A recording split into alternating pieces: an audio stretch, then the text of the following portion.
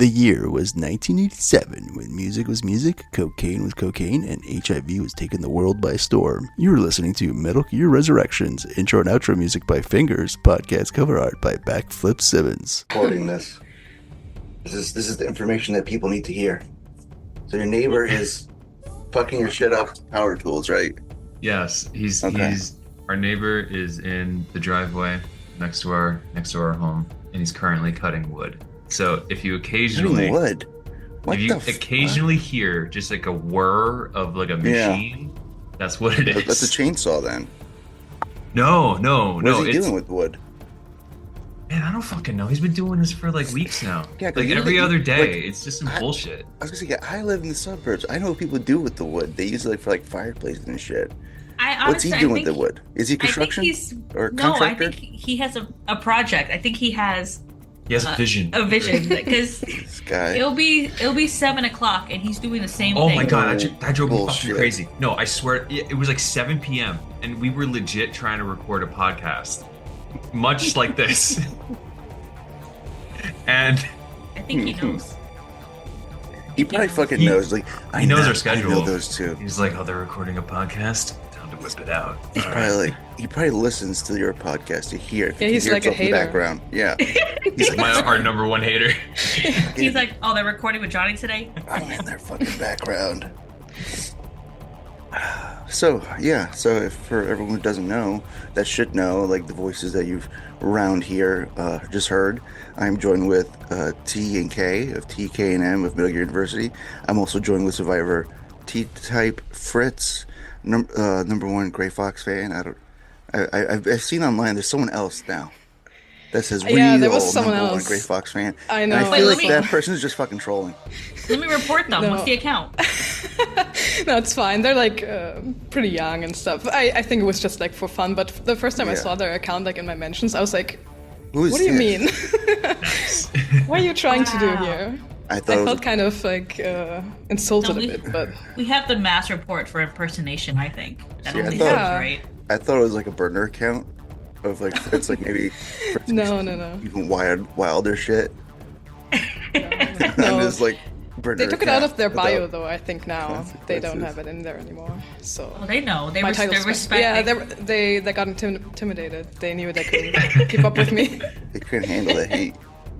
They couldn't handle it. Yeah. So we're all gathered here to discuss. I know it's very late. It's very on brand for me.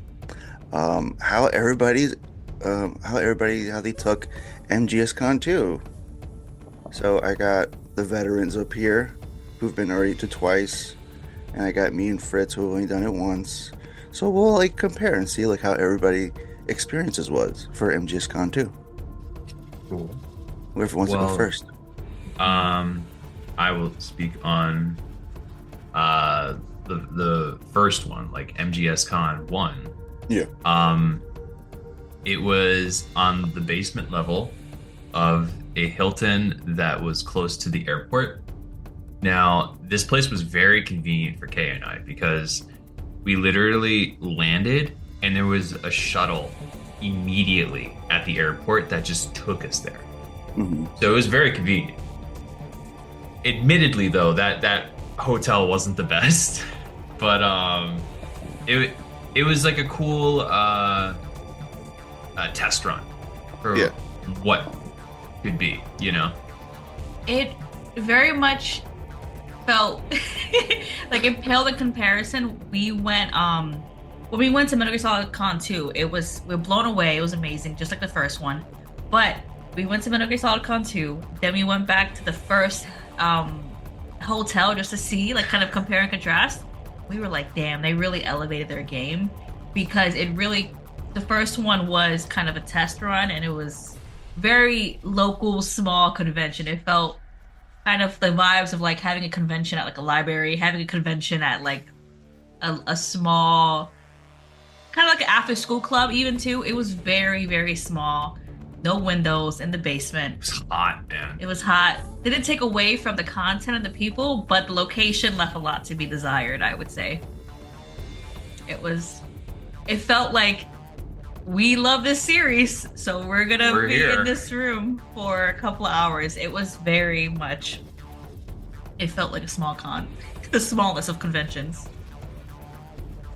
But not to take away from it, it was good. It was great. I loved it. I would go again. But I think Metal Gear Solid Con 2 was the confirmation. Like the cream of the crop. This is it was a big jump, I would say. A big jump.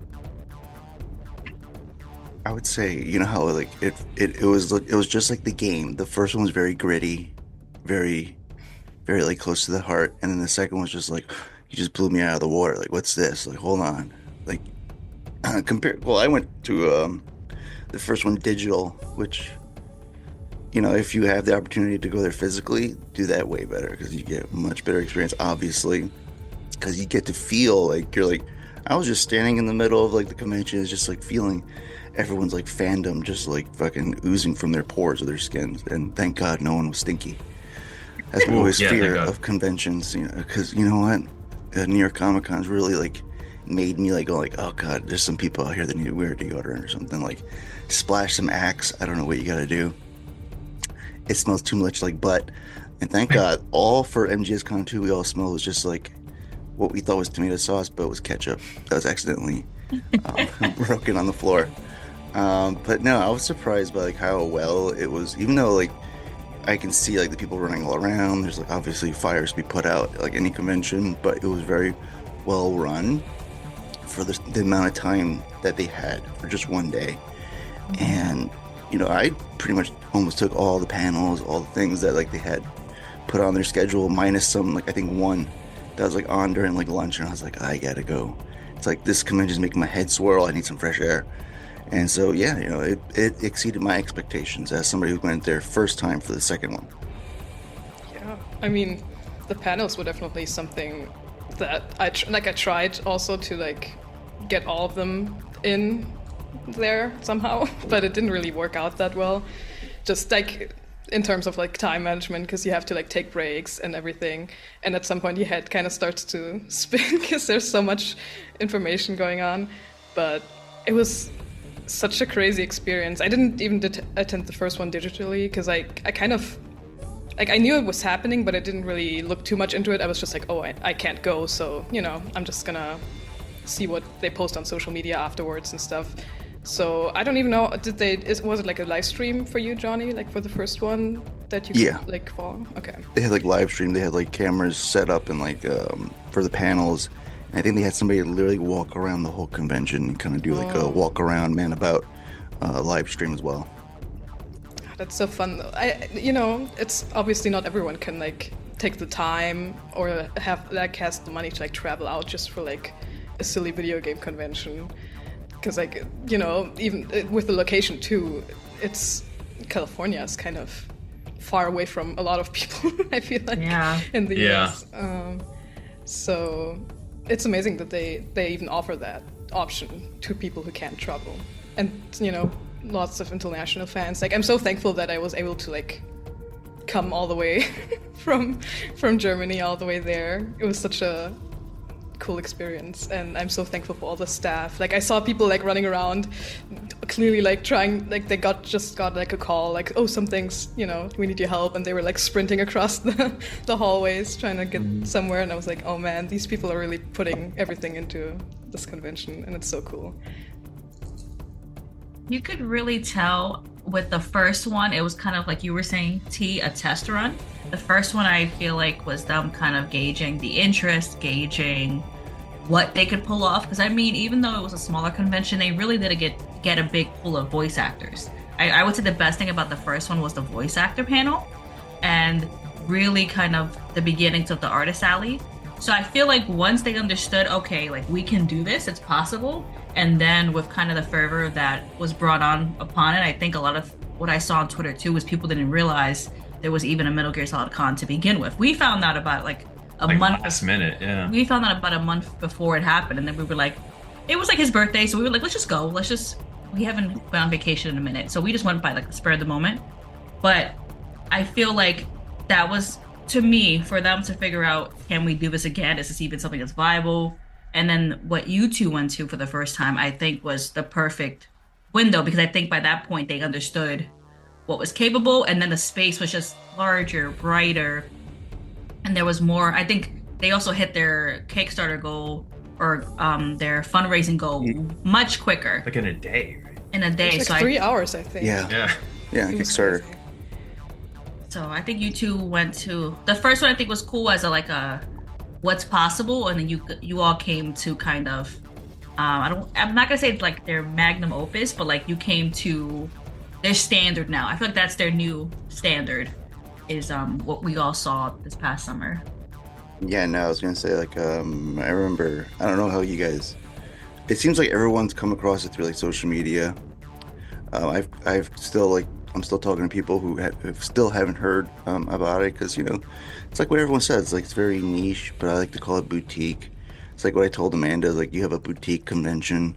This is like a boutique fan base, It's not like gonna be like rabid and like spread out worldwide, but even though the fans are globally, there's people like there's two, like I didn't hear about that, and I was like, well, now I'm telling you, so I expect to see you next year. Okay, kind of thing. But I learned about it like through Amanda before. It was like a concept idea where it's just like in her head.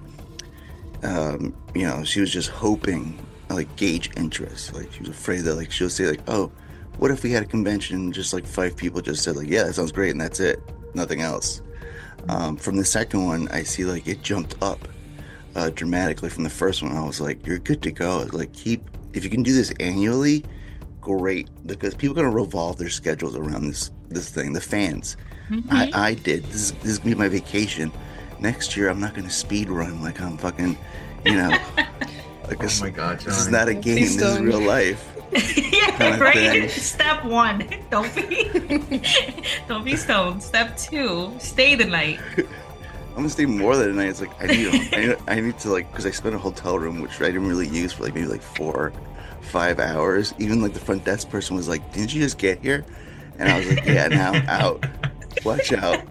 I feel like you could have just hung out in the lobby, and then that would have been fine. Like, I should have. I mean, I'm pretty sure like they would have like a vending machine. I was like, let me just get some Red Bulls and some Cheez-Its, and I'll be like in the lobby playing my Master Collection on my Steam Deck while I'm waiting for the convention to start. Like I should have done that. That was like my dumb version. You should not have done that. Yeah, like even to the point where it's like even this I don't know, flight attendants, like you don't really call them stewardesses. They're like more like a sexist like title, I think, from back in the day, right? They don't call them stewardesses anymore. It's flight attendants, right? I know flight attendants is, I don't know. Johnny, you can cancel for something else, not for that.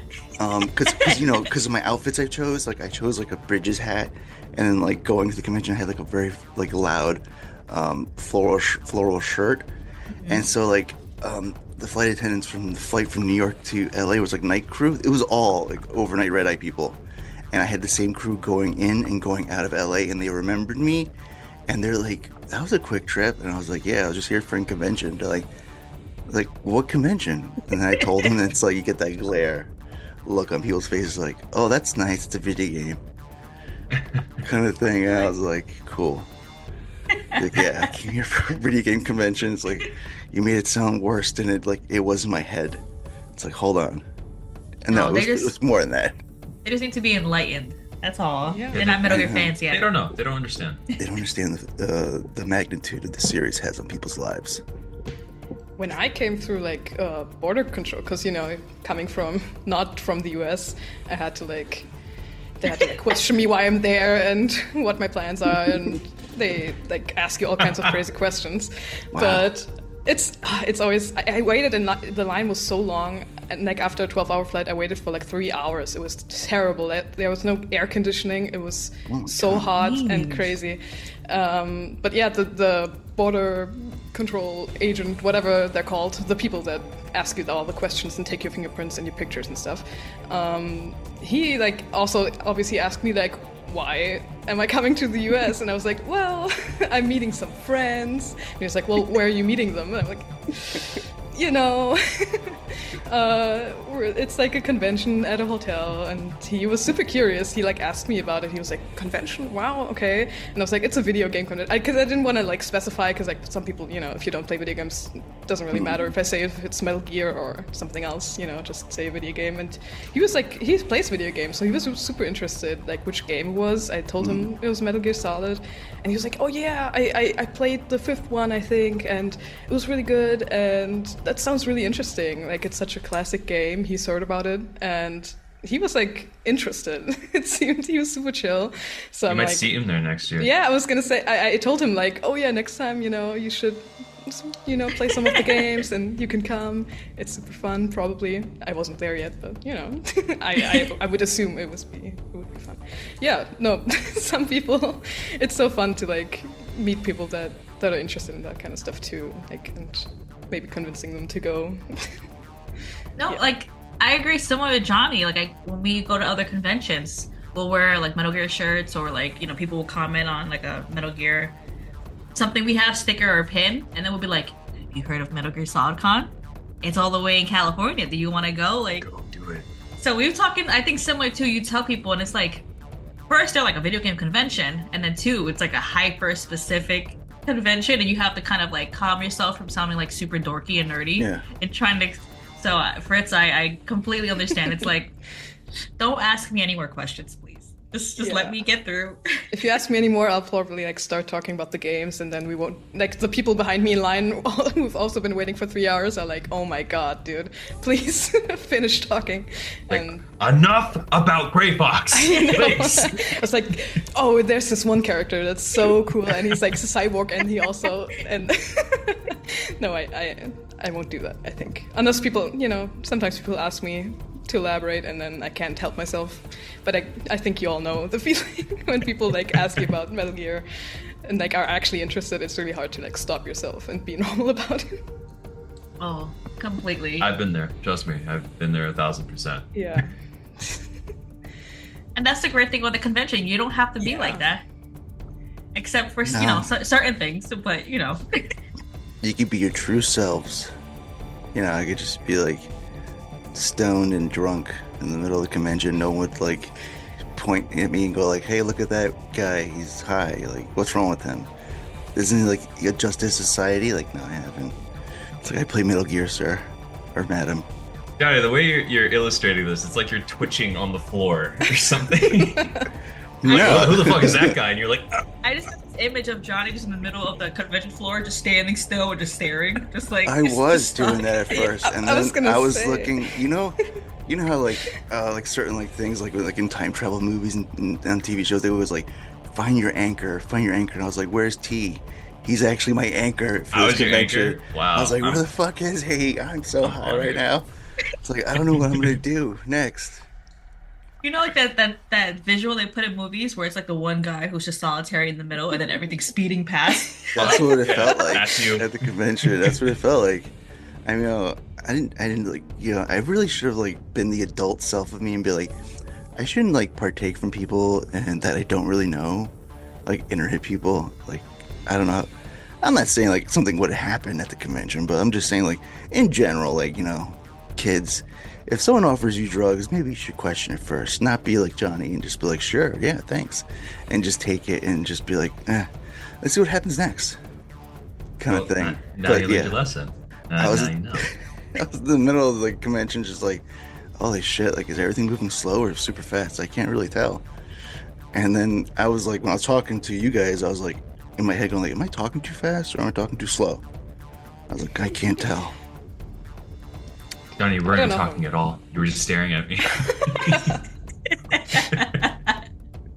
Anymore, I would have been talking to those like, I don't know what they were. Like, they were next to like the Mega 64 people. I think they're like stands or statues, right? The statues with like the costumes on them, right? Yes. Any more higher, I would have talked to them, the real people. I at one point I was like, hey, what are those people just standing there? Like, what's wrong with those people? They've been there all day. Like, what's God, wrong? It's like. I will say the convention did feel long. I went and took a nap and came back and it was still going. It's like, the fuck is going on? Like, it just felt like I was grateful for that, but at the same time, it makes me just kind of realize when you travel for a convention, and if you do a 3-day convention, it feels like forever, like nonstop. It really does feel much longer. Because I was always cautious with this one. I'm like, you're not going to be able to fit everything, or I want more of it. And I think a day, especially for its second iteration, was enough. And I think it leaves people like us to be able to it's almost like kind of like a travel incentive. Like it leaves us to like explore LA or explore California. So I think that was kind of an added benefit. We were able to like. Yeah, we were able to go to other things. We went to Disneyland, which was. I get it. But I'm not converted into a Disney adult. But you know, like I get it. It's fun. But go ahead. No, I'm saying like I feel like the 1-day convention is cool for now. I think it works. Cost-wise, it might hurt to do like more than 1 day. Go ahead, Fritz. I was gonna say, like, I'm kind of torn because I definitely do understand what like Kay is saying, and like 1 day definitely it was a lot to even take in. Like I feel like when we all like sat down in the like they had like a cafe in the lobby. And at some point we sat, like, it was more towards the end of the con, but we all sat down together for a bit and, like, drank our boba. But we were all, like, just sitting there and, like, so overwhelmed with everything. We weren't even, like, we were talking, but, like, we were just all kind of trying to let everything sink in. Yeah. It was, because it was so much was happening and we were doing so much all the time, the whole day. It's a lot, but at the same time, I kind of wish I could have really, like, because like I traveled all the way there. I wish I could have seen everything like to its like full potential. Because I went into the game room once, but I didn't play anything. I didn't watch anyone else play. I didn't watch every single panel. And you know, even if you know the cosplay panel, for example, it's not like I'm looking to cosplay or anything. So maybe it's not like as fitting for me, but I would have still liked to see it at the same time. Like I wish I could have just seen everything just for the sake of it, and people put so much work into those panels too. I was like, man, but you can't really do everything in 1 day if you want to, because like everything's going on simultaneously, the panels are going on while everything outside, like the artist alley and everything is still moving. So I don't know if I would like 2 days, but yeah, I'm parts of it. No, I feel like that's the conundrum of traveling to a convention, I feel. Yeah. I think for the locals there, it's like, oh, let me just pull up this morning and it's fine. But yeah, I agree. We travel from New York, you travel from Germany. Like it's so many hours you get there and you're like, it's almost like I want to soak everything in and the day doesn't seem enough to soak everything. Plus, like you said, it's just, I think the day of trying to travel between everything and eat and also rest. And I do like this time around there was an after party. I think also too having it at the hotel and it kind of already being a known convention, people were hanging out beforehand or saying hi to each other, like I think the night before. So I think maybe hopefully that element will be expanded on. The pre and after show, maybe stuff like that can continue. I think it does help because I think after the convention we all just hung out at the pool and just spoke for hours. And I think that really added to it. I think the first time we didn't have that. Yeah, no, the first time it was just me and Kay, and we were just kind of like to ourselves. And we had a lot of fun, but like this year, I mean, with the added benefit of having like you guys there and other people that we're friends with also attend, it really elevated the whole experience. And it's one of the main reasons why I can't wait to go to the next one. It's not even necessarily for like the artist alley things or like the panels, which I would be genuinely excited to see. It's like this community that's kind of like beginning to grow there, Yeah, the pool hangouts were like some of my favorite parts. I'd also have to say, like just the people hanging out with everyone and listening. Like even if I'm not contributing to the conversation, a lot of people are sharing their experiences and talking about how they got there, or just watching someone else play karaoke in like the Ocelot cosplay. It's amazing. It was so fun, and like at the end of the day, like when it was already dark, people were still like hanging out inside the pool, like in the water, like the Raiden cosplayer and stuff. It just felt like we're all like the best of friends already, you know. Yeah. It was cool. Yeah. So cool. Yeah. I was gonna say, like, I felt like the only drawback for me is like I felt like I didn't have enough time. I don't be able to wait and have enough time for the convention itself. I felt like I didn't have enough time for the people I was gonna meet at this convention, or people I didn't expect to meet, because doing this podcast, mostly primarily talking to fans. That's who were pretty much like, I was literally just kind of like, every time I would see you guys, I'd be like, hold on, like, give me 1 minute. It's like I see somebody over there, like, I'll be right back. And it's just like a lot of like me going, like, talking to everybody that literally has been on my podcast, and that kind of like took up like most of my time throughout the day. I'm not complaining about it. That's the part I really enjoyed, because, you know, I've heard like the people who are the voice actors, the panels, I've heard their stories before. Like, I'm pretty sure everyone else has heard, you know, countless times they've been on podcasts or did interviews for like gaming magazines, or even for online, like YouTube as well. We hear like a lot of the things that they already kind of said. I didn't hear like a lot about Phil Lamar, which was that's the part like I kind of listened to, and then like dipped out with like, all right, cool, I heard you guys. I'm not being disrespectful, just like, you know, I heard you guys like countless times. Like, I know your guys' stories. It's like, I don't know what new things you can try to like bring to now. Like, you know, like if you heard someone talk about their like experiences and their time working in this franchise, like you've heard almost, I think, every single iteration of that story, especially when it comes to David Hayter. It's like, I feel like I've heard him like a whole shit ton of times. So like, no disrespect or anything, but I was like, literally, I was just listening into like the new people and just like dipping out when I heard like the old timers like talk about their experiences with the series. But no, it was really good, and I wish I had more time to like spend it with like people, because I was literally, I think I was like going back and forth between you guys and like another couple I saw, and then like 3 other people that I saw. I was like, oh man, it's like way too many people. Kind of drained me pretty quickly. How many people in total do you think you recognized from doing this podcast? 25. Jeez. Wow. Yeah, that's including the artists and like other content creators and the people behind the scenes of the convention, and like, yeah, true. A lot of it being Amanda. It's just like, I kind of apologized to her, like, Amanda, if I was too much hugging you too much. I was like, I'm sorry. It's like, this is my first time seeing you in person. Like, and she's like, no, I was like, that's good. I'm a hugger too. I was like, no, perfect. I'm an Amanda stan. Amanda's the sweetest. Amanda's fantastic. Like, to talk about someone being so busy and the leader and organizer, and to still make time to say hi to people or hug people. I'm Amanda's number one fan. I'm changing my Twitter title to that, because there's so many words that can be said for what she's done. Yeah. But I feel like, to your point, Johnny, I feel like that's a good point when it comes to like old heads like us now. We'll know what panels next year to maybe like not attend, or maybe we'll skip.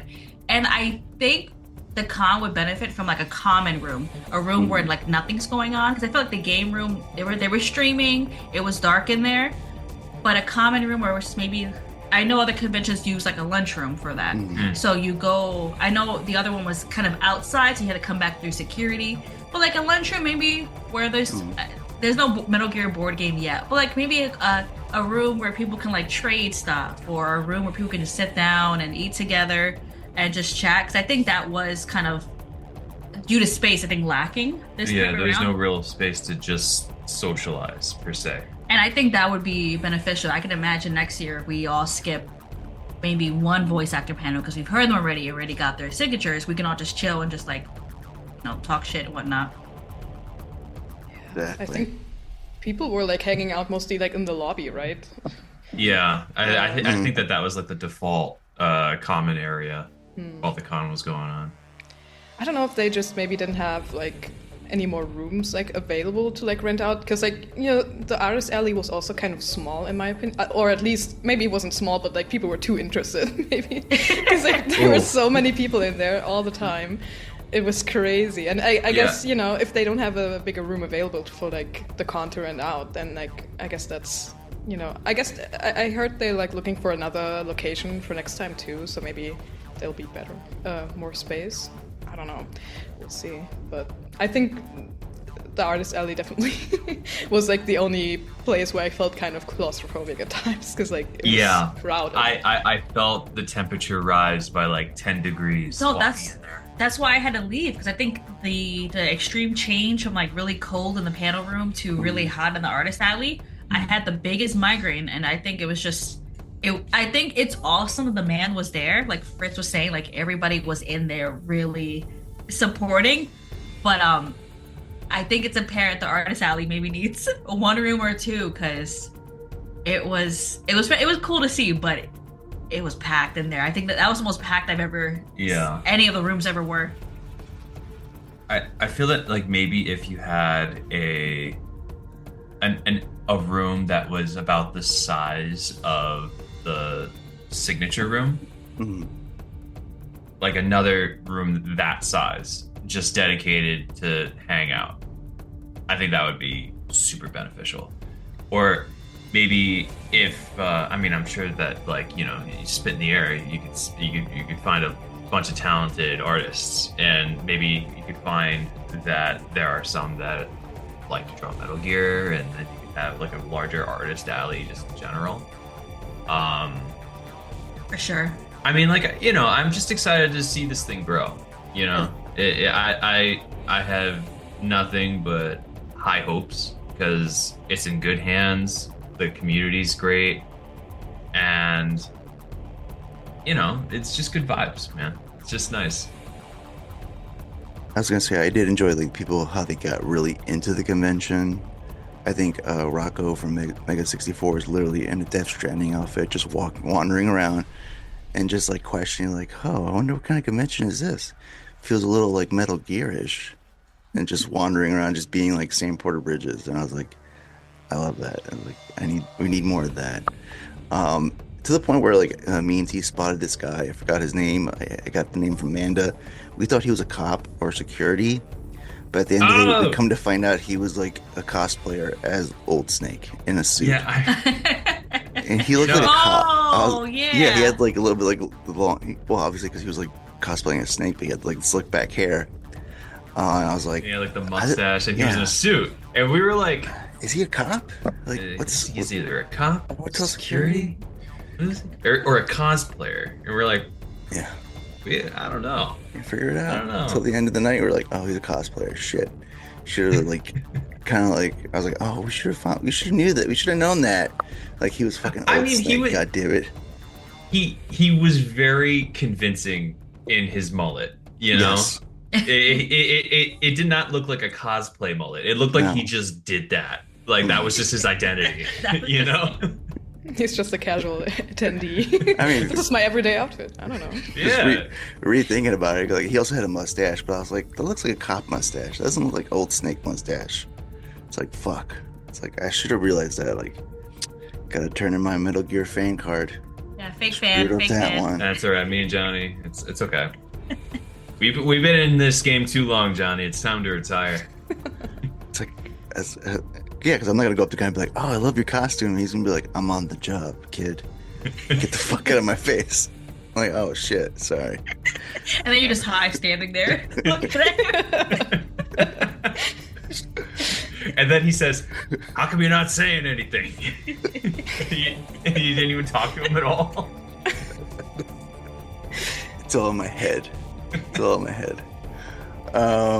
Okay, so for T and Survivor T-Type, you guys went into the meet and greet. How was that? How did that go by? Man, crazy. Did you guys geek out too much at them? No, I did like the opposite. I was kind of just like frozen in fear, basically.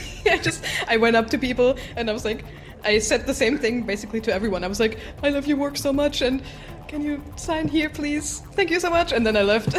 I barely said anything. In retrospect, I keep thinking like, oh, I should have said this and I should have said this. But I mean, you know, these people, they do meet and greets and they saw so many people that it didn't really matter to them what I said, you know. But like to me, it mattered because I was like, I didn't even show Otacon my Otacon tattoo and he doesn't know. Oh my God, you know.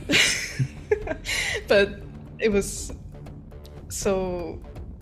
It's crazy that, you know, you look up to these people and you heard their voices so many times and then they're like all in one single room. It's so overwhelming. It feels great. Right.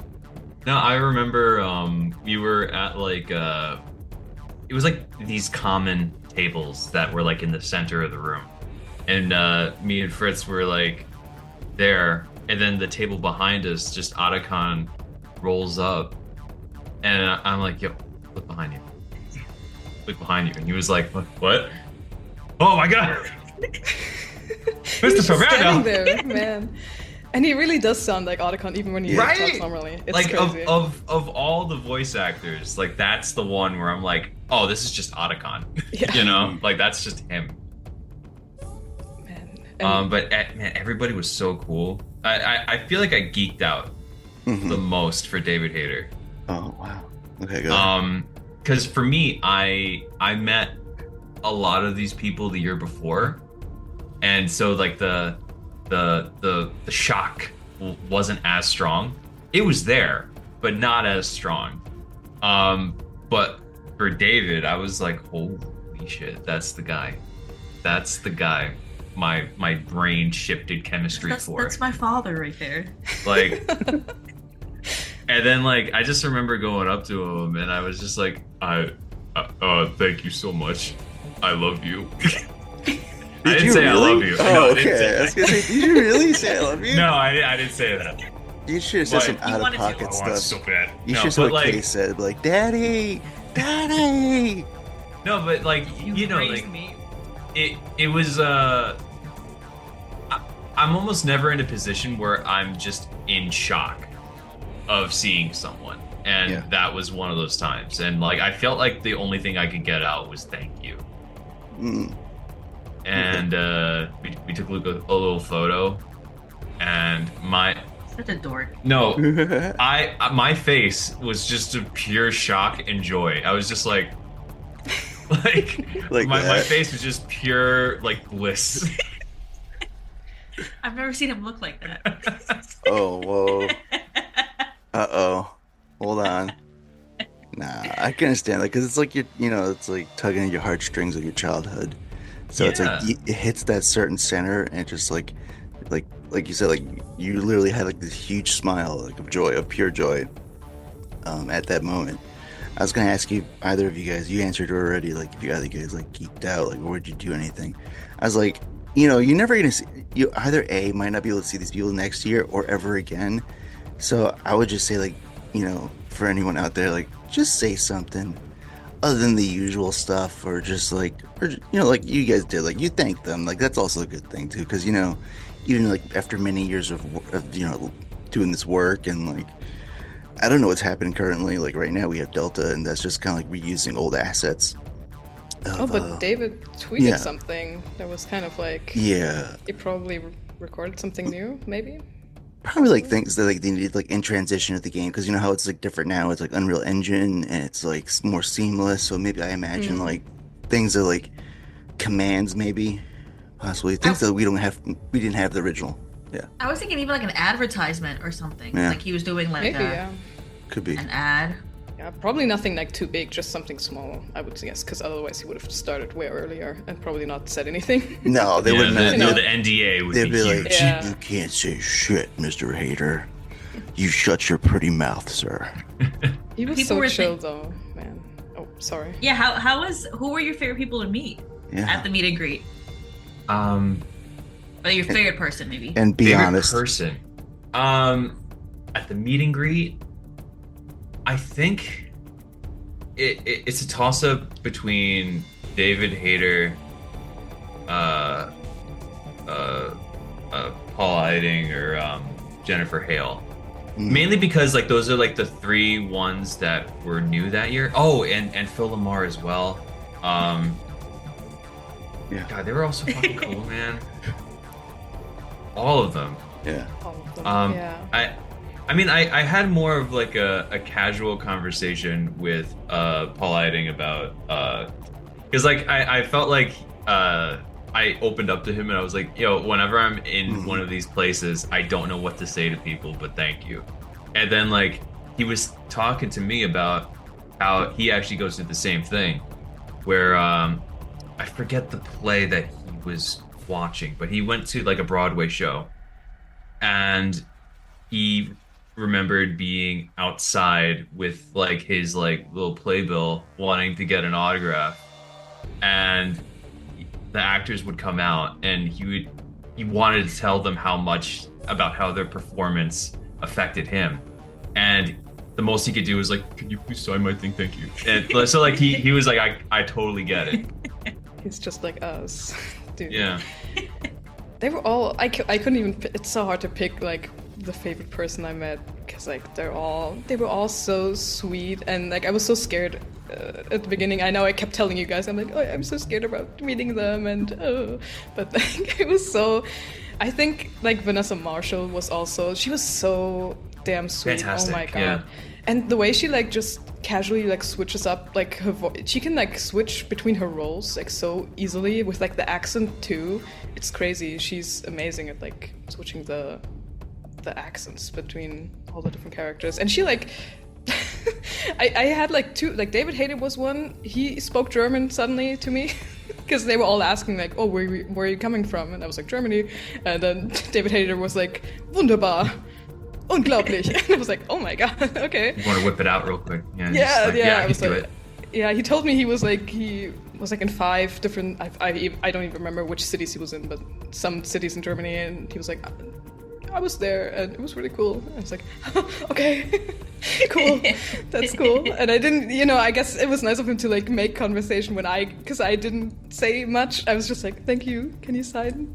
I'll be out of your hair immediately. But he like said some things and asked me a few things. And Vanessa Marshall too, she like also spoke German to me. She had like a whole sentence. She was like, oh, my friend taught me this, and is it, and then I found out it's a really mean thing to say. She told me. I was like, oh my god, okay. That's. Wait, what was the mean thing? Well, she said like, oh, if you want to make friends with people in Germany, you say like, ich bin ein Einzelkind und ich habe keine Freunde.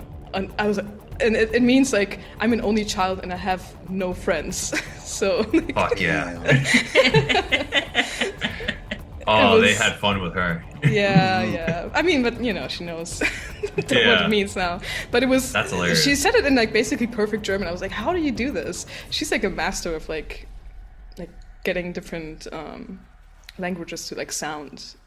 Like it's just her mother tongue, like the Russian accent and the British accent that she does. And Jennifer Hale also, dude, her speech in the panel, like the speech she did like about AI was crazy. It was, oh my god, so impactful, and she's so passionate about all these things. She was a real like firebrand with that stuff. Yeah, really cool. So many. I'm sad Greg Eagles wasn't there. Yeah. This time I missed him. Maybe next time. Maybe next time, But so. That's the person you're gonna have to like really. I can't wait for that meeting. I can't wait. I don't know how. I feel like you would just melt. Like you would literally turn into a putty. I mean, I never know if it's like when I've never like gone to a meet and greet for any actors or anything, so I don't know if it's like a thing that you can do where you go up and like, can you say this line? Because like I don't want to be annoying, and they probably get that all the time. But if it's Greg Eagles, I would probably I have to. I'd be like, can you say something, please, please. So many cool people. Yeah, that was the fact that it was good that it was like before the convention, like the first thing you would do if you had like the special pass to go there. But at the same time, like after that, I already felt like all my energy like has left my body. I'm so it overwhelmed me so bad. It just left you in a daze the whole day. Yeah, starting from that point on, I was just like starstruck. I don't know what was happening. It was so cool, yeah. And I'm glad, those VIP meet and greet tickets are like a really cool opportunity too, to like actually get the chance to meet them, because I know a lot of people like were in line for David Hayter afterwards, and they couldn't even get. I that's what I've heard. I don't know if that's true or accurate, but like I know some people didn't even get to him to get something signed because like the line was too long. They eventually like cut it off, and yeah, that's true. Yeah, they capped it. That's so sad though. You're like, obviously those tickets are also super expensive, but I was like, well, if I'm already gonna travel all this way, I might as well make sure I go all in, right? Yeah.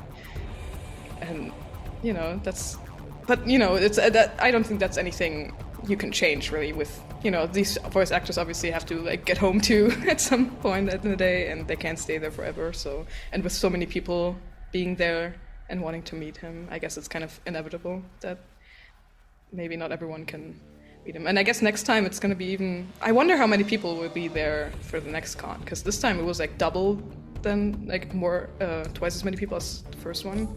Yep, it doubled. I think the first one was like around, what was it, 300? And then this one was 600? I feel like, Johnny, do you know the numbers? I think it was like close to like 700 for the second one. 700? Yeah, they had to cap it off because they didn't want to go too close to the numbers for the fire code. Like they were afraid like if they went even closer, because you also got to count staff as well. So that's what they were. It was gonna be more people, but then they had to like shorten it down, like to the point where there's like a huge like waiting list for people to like just see if someone's not gonna show up to the convention and be like, okay, you get a ticket, you can come if you get down here really quick, kind of thing. But yeah, it was more than double, yeah, for the second one. And I mean, I think, like Fritz was saying, with the VIP meet and greet, I feel like for many people, once you do it, it's one and done, unless they really change the roster for the next one. So it's kind of worth its... I feel like it's worth its weight, especially if you have like things you want to sign, or you got to meet that one person. I imagine next year, unless it's someone completely different, I imagine you might just go wait in line for one person. Greg Eagle, you might just wait in line for one person, but to do it every year, I feel like it's... Yeah. I mean, if there was like someone in Metal Gear that hasn't been there already, what would justify the VIP meet and greet for you? Like, for me, I kind of feel like what Fritz was saying. I get nervous meeting people, and I don't usually get things signed, and like I feel bad. I'm stupid, but I feel bad like asking for pictures, whatever. So I wouldn't really do it. But I can see if they brought in like Kaz, or they brought in Kiefer, which would be fun, or they brought in just people, Donna Burke, if she came in person, people who haven't been yet. I see like that making sense, but I don't know. I think similar to the panels, you only have so many new. After a while, you're gonna have everybody. You're gonna exhaust the roster. The roster. I mean, you could bring in. I have no idea who played him off the top of my head, but it's like you could bring in the guy who played the Arms Tech president, and bring him in, or who else? Oh, look at me. I don't know who else. Who else? I don't know. Well, you know what I'm talking about. Kate took the good ones. She took Robert. Jim Houseman. And like, there you go. Yeah, we need him. We need. Yeah, bring in Jim Houseman. Like, give me that line, man. Give me those few seconds. I would say like probably a fucking Kiefer. If you get Kiefer, you get people to go to this fucking meet and greet. It's pretty big, man. Kiefer, that's huge. Kaz would be amazing. Kiefer would take the whole budget. Troy Baker. Oh yeah, Troy Baker would be big. Yeah. Troy Baker. Yeah, he's a little big now too, right? Because then I don't know how much money these people ask for. Like, I don't know what the going rate is for like, a day for a convention. Like that includes like meet and greets and signage. But I feel like with how it's growing, I feel like it's eventually going to end up there. You think they're going to get that funding? I think so, especially too with like how many people wanted to attend this go around. I think once Metal Gear Solid Con 2 ended, I remember seeing Twitter, and it was very much people like, oh my god, like I didn't even know what was happening. I need to go next year, or like I didn't get to go this year. I'm gonna make sure I can attend the next one. So I can imagine between that, the pull that it has now, I do definitely think people are more aware of it now. Plus the need to like drive up revenue and get more people coming. I think Troy Baker is definitely something that can be done. And I think Robert Atkin Downs, I don't know if he lives in LA, but that would be another one. I mean, Kaz, yeah, no, he's iconic, man. So I see that being maybe something necessary for a meet and greet. I don't know. I feel like maybe if Kaz was there, I would do the meet and greet, but then again, I'm just doing it for one person. Go there wearing your Kaz shirt. You wear your shirt, yes. You have to. Yes, it's a must. Oh, yeah. You need a picture with that shirt with him. I think that's the only person I'd like take a picture with, and like similar to what you were saying, Fritz, like ask him to say something. But just call me a bitch. no, that's weird. No. I just want to hear the voice in front of me. But yeah, I think it only makes sense with the growth. It's gonna, I think Metal Gear, the staff, they're gonna get there 100%. Yeah. I would say also we haven't heard from like in a while. Like we just got the person who did the voice of Fortune this one. Like, you know, people like that too. Like just kind of like combine with like the bigger one. So like, let's get the person who did the voice of Mei Ling. Like I haven't heard from her in a while. Like what she's done. That'd be so cool. I mean, she attended virtually in the first con, so it's not like she's not down to like be there. Well, that's a good point. Yeah, like these little, nothing little, the little roles, the smaller roles. Yeah, the smaller roles. Not little people, but the smaller roles. Yeah, because everybody there is such a character. So I guess you could even get like Quiet, even though she has like very few voice lines. Just hum in the mic. I mean, they also modeled like the model for Quiet after the actor. What's her name? Stephanie Houston. Yeah, Houston. Yeah. And that would already be cool just to meet her and to see her.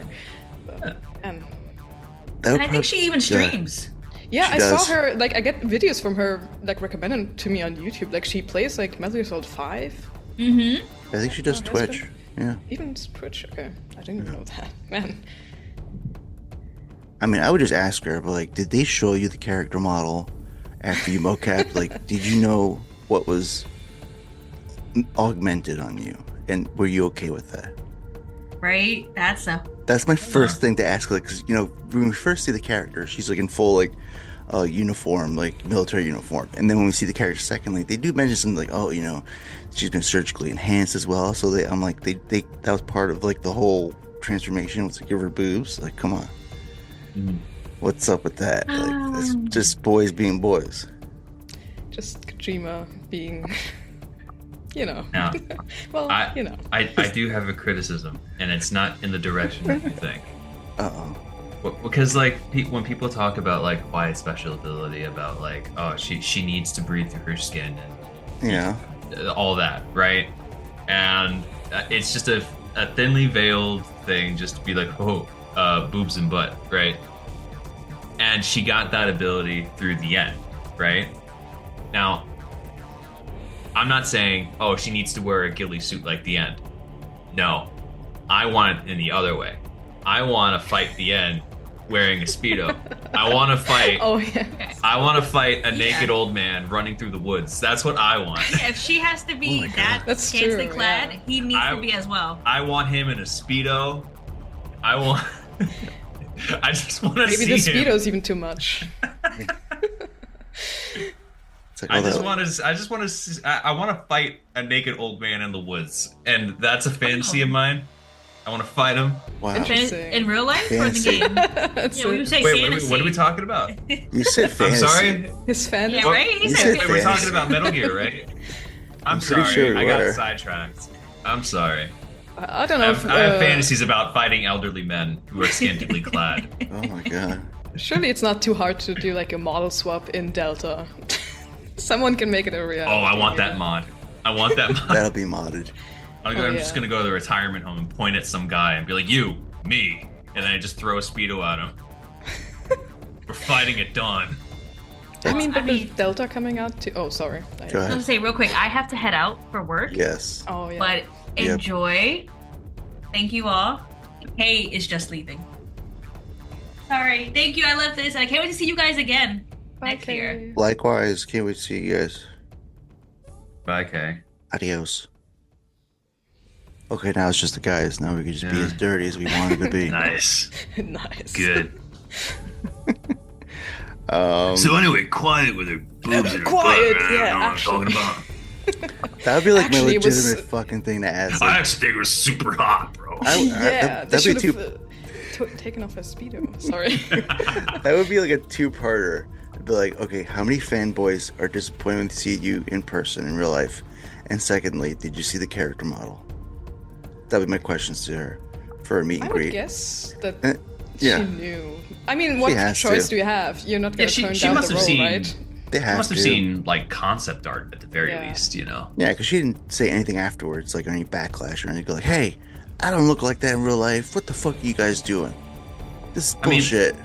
I remember years ago when 5 was released, she was streaming it, and she just got to the part in the game where like you bring her back to Mother Base, and as she walks up to herself in a sense, she's like, oh my god, and then like she's using the camera to like zoom in at certain aspects, and she's like, oh my god, wow. Like she's just kind of like, wow, it's out there, huh? Like, that's what it's probably like on the show, like, so that's what I would look like if I had those. Okay, it must be like such a surreal experience, like seeing like not only just seeing like a character you played as, but like seeing yourself in like an interactive form, you know, like having your face modeled after. Yeah, like in Death Stranding, it's literally just like Mads Mikkelsen and what's this Norman Reedus. Norman Reedus, and it looks like so accurate too. It's like it feels kind of, Kojima's just such a big fan. He's like, I want you, like I want the entirety of you in this game. You need to be the main character right now. It's like it's game in.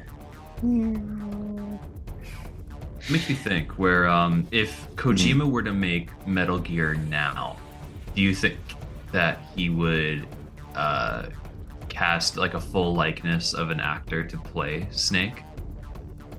I could see it. Like, probably, right? Like I feel like that's like his MO nowadays. I mean, even back then, I guess, you know, Snake was always like kind of based off of certain movies or actors, you know, like Escape from New York and stuff. I mean, it doesn't really look that much like the actual person or the actual actor from the movie, but he was always like that, I think. He's like, I love this piece of media, I'm gonna take it and do something else with it. Are you talking about Kurt Russell? Oh yeah. Escape movies? Oh, yeah. Okay. Yeah, sorry. I mean, even in Metal Gear Solid 1, he modeled Snake after Christopher Walken, like a young Christopher Walken. Which, Deer Hunter, right? Yeah. Which I mean, I'm not familiar with Deer Hunter, so when I heard Christopher Walken, I think of like now I'm like, Christopher Walken, like really? And then like you see young pictures of him, and you're like, actually, I kind of see it. Like he had like a very angular face, and then if you look at Snake in like the codec screen, it kind of matches up. You know? Yeah, it does. For one, anyway. Two leans more Kurt Russell. Yes, with the mullet. Yeah, definitely. And like even in Metal Gear 2, you know, the original like codec pictures, the portraits, yeah, those were also, you know, before they changed it, obviously. For licensing, yeah. Oh yeah, it was Mel Gibson. Canonically, Big Boss is Sean Connery. Yeah. Yeah, I kind of like that. I was like, I see it like that. Like, yeah, definitely. The Mel Gibson part, I don't know. I think over time, it just didn't. It's not gonna land well now, I guess, nowadays. Yeah, I mean, for that obvious reason, but I don't know. I mean, even if you took those reasons out, I feel, at least for me, the Mel Gibson, it makes sense. Part, I was never really like a big fan of that particular rendition, you know. Yeah, I kind of like the like more stylized little portraits a lot more than the original ones, to be honest. I don't know, something about them feels, it feels closer to the modern characters that you've come to know. It was we were talking about, I forgot. We were talking about characters. Quiet, I think. Quiet. Yeah, we got here from Quiet. We got there from Quiet. Yeah. Shit. Yeah, she would have. I can see her like coming to MGSCon for sure. She seems like involved with like, you know, wanting to engage with Metal Gear content, like streaming and playing the games. So is she in LA as well? I think doesn't she live like overseas? I don't know. She does. I mean, like I know she's not like American, but like I don't know where she lives currently. I know the Americans are going like, She's not from America. Where is she from? She's not from freedom loving like us. I did love the freedom when I was there. Didn't you smell it in the air? Did you like drink a Mountain Dew? I did. I got a Baja Blast, just like I talked about in the podcast before. It was pretty good, I have to say. I think all the soda tasted different, and this is something I keep fantasizing about. I know, I was in California and not in Philadelphia, but they had like a Philly cheesesteak. I guess it's like a chain restaurant, like Mike's Subs or something like that. And I keep thinking, like, that's something I'm like, oh man, I want to go back. That was so delicious. I've never tasted anything like that. There was probably something in there that you wouldn't even be able to sell here or something, but it was amazing. I'm interested to see if that Philly cheesesteak was accurate to actual Philly cheesesteaks. It's interesting. I'm curious too. I wonder, because I'm pretty far away from Philly. I've been to Philly. I've had multiple cheesesteaks, and I was like, let me compare this with the cheesesteaks of Philly. Have you had California Philly cheesesteak, Johnny? No. It was really close to the hotel. Maybe next time you have to. I guess there was also one at the airport, I think, even, but it wasn't at the gate where I was at, so I couldn't have another one, even though I wanted to. But it's funny. Good. Because I remember the first time when we went to California, like a big thing people kept saying was that the Mexican food there was like next level. Yeah. And not to say that like I didn't say that it's not good, but they always said that compared to New York, it's shit. And I'm like, how is that possible? Yeah. It's like we have access to the same ingredients, right? Yes, and we have Mexicans too. I don't understand. Exactly. There's a large number. And it's like, what? You telling me that like once they travel this far, they forget how to cook? Are you kidding me? Like that. Like I don't get it. But then you go there and it's like, it's so good. I don't understand. Why can't we do this here? So it's actually different. I thought you were going to say like... No, it really is. Damn, okay. And when I got back, I felt like I was like converted or something. And people were saying like, oh, it's because of locally sourced ingredients and it's easier to get. And avocados are cheaper. And avocados are like, you just like pick one off the dirt and then it's fine. And then in New York, you get it for like $5 or some shit. Yeah, that's true. But I don't know. Food scene is something I got to explore more. What's California known for? What's like I literally just said it. I'm just gonna shut up. It was Mexican. Isn't that it? Like, is it Mexican? Isn't it Mexican and like other stuff? I don't know. I think they're known for like their Japanese and Korean dishes. Yes, that's what it is. Yeah, Japanese dishes, right? Are they really?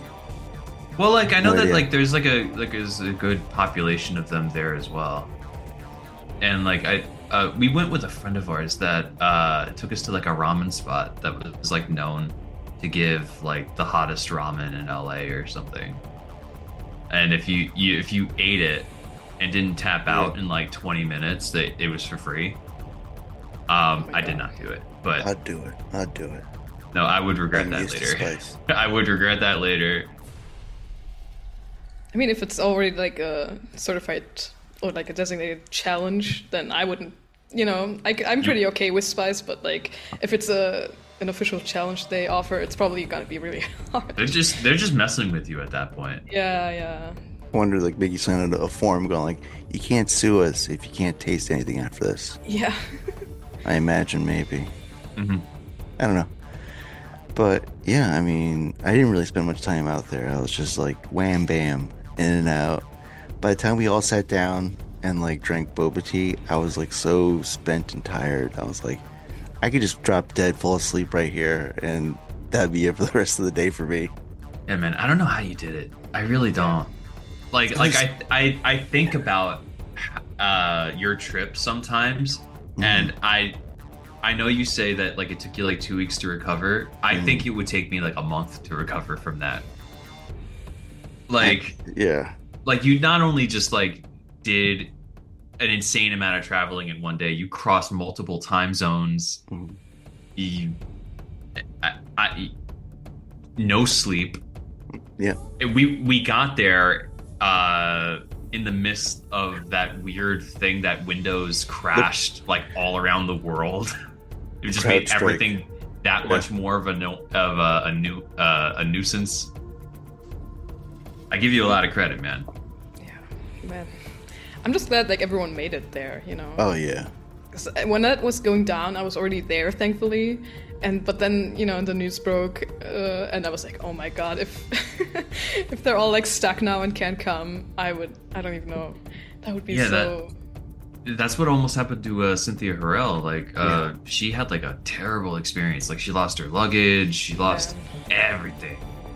But I mean, she was able to come, and man, she was in good spirits. She was like the life of the party there. Oh man. my god, she was.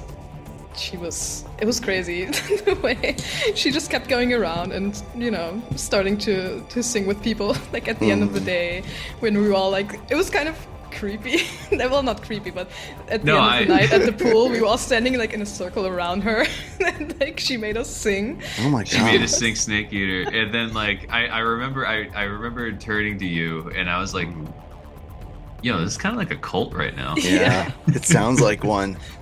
The way you guys like are if I was like a normal like resident in this hotel, I would go to the window. I'd be like, "What the fuck is happening right now?" These creeps are like making a circle and like chanting some demonic. Sometimes you feed on a tree frog. What the hell is that? It's like the initiation. Like, nah.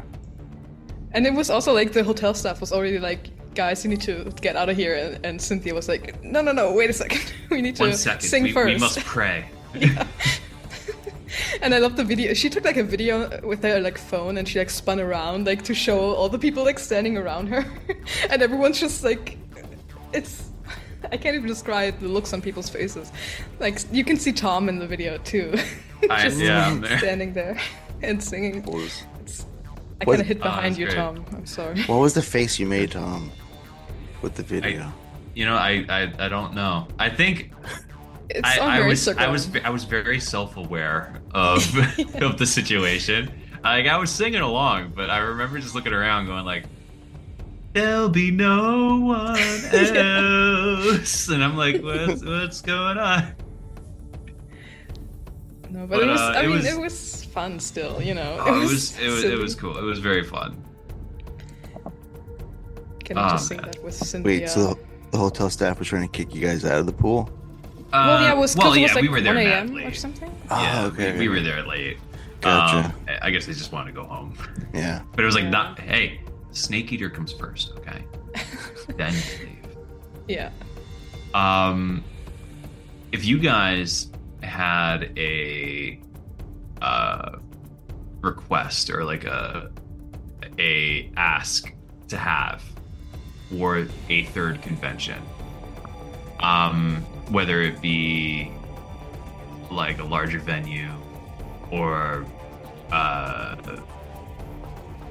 larger artist alley or whatever, like it something that wasn't there that could be there next year, what would you want? I think a larger venue definitely would benefit. You know, it wasn't like too crowded this time. The only place really was the artist alley that was like a bit too full at times. But you know, if you add like a second room to the artist alley, or maybe just like get like access to a bigger room, and also what you guys said, like a communal area where you can like hang out with people, that would be really cool. You know, it's not like not needed. Obviously, people will talk as any way they can find, but that would be pretty cool, especially if there's like opportunity to like sit down, because there wasn't that much to like, not a lot of space to rest really, unless you went to the lobby maybe, but then you have to go through security every time, and that wasn't, you know. And the only thing, I know this is just me talking, and like, but like if anyone's listening from MGSCON staff, please don't push the con back. Like, do it at the same time as last year, because like if you push it back a week, I probably won't be able to come because of work. So please do it for me. You heard that, guys. Guys, please. Don't push it back. All right. I know Stop. it happens when it happens and when it works best, but I would like to come again. So I'm kind of it's kind of nerve-wracking when I already know that basically the week after, if it was like 1 week after that, 20th of July, basically, or like whatever the equivalent is next year, I don't know which date exactly, I wouldn't be able to come because of work. Like they already asked us like about our vacations plans, and I have to like hand it in like soon. Oh, that far in advance? Yeah, they already do it like super far in advance, and I mean I can kind of if I need to, I can do like I can like ask them to like maybe move it 1 week, but since I'm taking on like a different role at work now, with like more responsibility, I can't leave when other people are leaving. So like, and I know someone else already wants to take time off during like that time, so I'm like, oh please don't get in the way of my Metal Gear Con, please. I need to go. I'll be so sad if I can't go, but you gotta fight them in the parking lot. Yeah, I know. I'm like, that's my time, motherfucker. I need this time off so bad, but for them it's also like they every year they go to like a certain like event, so it's like we have like the same situation, and they go to the Splinter Cell convention. That's what they do. Sam Fisher. Basically, yeah, but obviously that was just like a joke. But if you if anyone is still thinking about the dates, yeah, because I think it would be like the 19th and the 20th. Yeah, that would be fine. If they do it like that, that's fine. Time. Just a week after. Yeah. A week after, I can't do it. So I hope to God they can keep it at that on that weekend. Yeah. I mean, like, yeah, I probably like would say the same thing, like a bigger venue, or maybe use the space that you have better. Like you had this whole giant room for like the voice over panels and stuff like that. That was great, but I think they could have literally split the room in half because you had so much room in that room.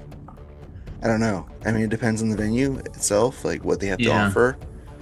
Because I don't think they really much use that meet and greet room other than the meet and greet and like signing. That's it.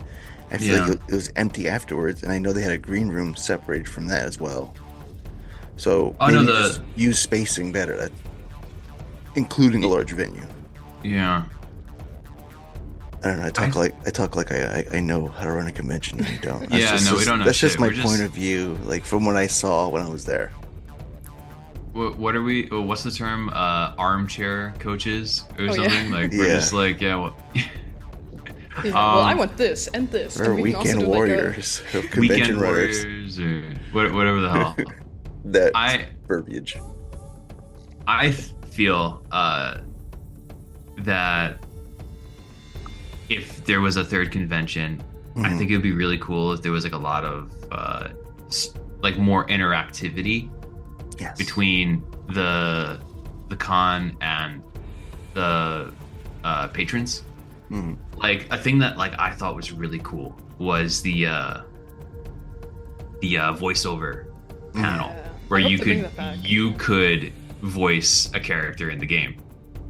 I thought that was fucking sick, and I think if you have more things akin to that would bring in a lot more traffic. It would create a lot more fun energy, like even something as simple as like I don't know, like in the artist alley, have somebody do like caricatures or something, like pay me how much, I'll make you like a Metal Gear Solid character or something,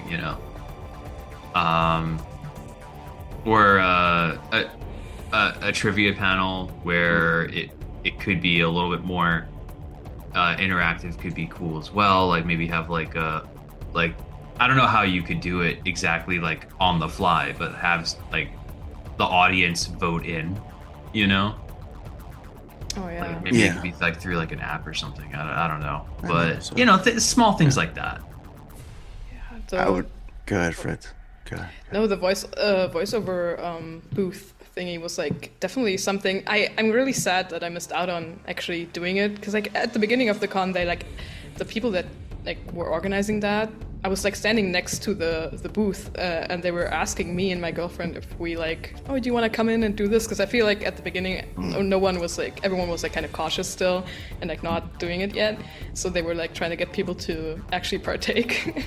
And I was the same way. I was like, oh well, I'll maybe later, I'll have to think about it. Because the thing about me is I wasn't sure if they had like the voice lines like show up on the screen, and I was like, what if I don't know the line they need me to say? And then I'll embarrass myself. And that's like basically the only reason I didn't do it at that point. And then after I was so busy, they like closed it down when I think I was even in line for it at some point, like at the very end, but then I don't know, something came in the way, and they also like were already closing it down. So I hope they bring those back, because that was really a really cool idea. Sure they will, because that was one of my favorite things there. Yeah. Like of the installments. I don't know. I'm a big proponent of like activities at cons. Yes. And I feel that like things like that pull people in, and then it gets people more excited, And maybe you could have like a contest for like who did like the best impression, or like who did the best performance, so something like that. Yeah. And then I think that could be cool. Maybe on top of the cosplay contest. Yeah, you could have like a quote unquote like an acting panel, like who's the best voice actor, Mm-hmm. Yeah, like that kind of like goes like on brand. Like you have cosplay, and then like you have like the voice acting kind of like contest as well. Do like blind testing, like maybe just like have people like you have this putting the stage and people like in the back and just like doing the voice without actually seeing the person. See how the audience react. Like are they close to sounding like this person? Like play a clip from like the game or whatever, and like have that person like recreate it in a sense, in a way. I mean, you could also do like a poor man's version of VR, like put somebody in a cardboard box and be like, hey, can you sneak past these couple of people? Oh, that'd be so good. Yeah. Like a little game kind of thing. Like, yeah. How sneaky are you? I just want to see people fit into a box. See how that looks. But the cosplay contest was definitely also something I hope I'm sure they bring it back. There were so many people cosplaying, like even those that weren't like actually enrolled like in the contest. They were just doing it for the sake of it, because they love the characters, and it's so fun like seeing like half the convention attendees just be Snake and Meryl and Otacon, and so many different. I hope like for next year, obviously it's like really on brand with like Delta coming out, and also it being the third one, so there's probably gonna be a lot of that's like Destiny. Like, yeah, perfect timing basically. No, honestly, this whole con came at a very advantageous time. Mm-hmm. Like the first one literally popped off right when like the Master Collection was in full swing. Yep. And the second one is kind of like in that middle period where people are getting hyped up for Delta. And by the time we're going into the third one, Delta is most likely going to be out by then. Yeah. Because like I think they're still committed. Are they still committed to a 2024 release, or is that just kind of like a placeholder thing? They are committed. They keep saying they're committed. Really? Okay. People are very like, yeah, exactly like what Fritz said. Like, really? Like you're gonna be more like early 2025. If they do it, I could believe that more. If they do it for 2024, it's definitely gonna be for the holidays. I imagine we probably get a release date on the anniversary of Snake Eater in November, like maybe for a release date. They probably will push it back to 2025, like probably, You're thinking like March or April? Spring. Yeah, I was thinking of the spring. Yeah, definitely. I hope, because I'm kind of getting impatient. I keep looking at the gameplay, like the recent gameplay thingy they had, and it's making me so. I'm so excited. You could only see like such a small portion of it so far, like from a gameplay side of gameplay. Yeah, I'm so interested to see how it plays. Yeah. Like I just want to. I want to know how it's different. Yeah. Or like. How does it play? Yeah, they have to do something with the AI, but I don't know what. right? And like, Yeah. I just want to know what changes they did. I just want to see what makes it tick, you know? Yeah, with like all the new controls and the camera view and everything, it has to be like kind of different. I guess you can still play in like the original point of view with like the legacy style, whatever. That's what they're calling it. I mean, we have to play the new version first, because otherwise, it'd be boring. Yeah, I mean, like you gotta see what they did. Yeah. You know? Because at first I was also like, oh, I like the legacy filter, because I like the original color scheme. I know people meme on it a bit, that it's like the piss filter or whatever. The piss filter.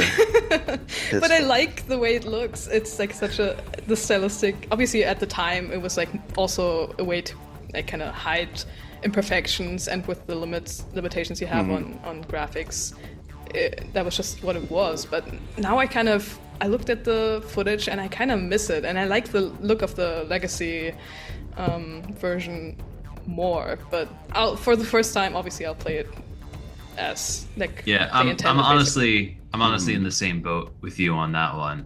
Like I feel that the piss filter is I don't know, it has like a certain charm to it. I don't know if it makes sense, but to me it makes it look a little more humid, you know, like more like it's like in a jungle or something. Like, even though it doesn't look like that in real life, it makes me feel that. And I feel like that's important.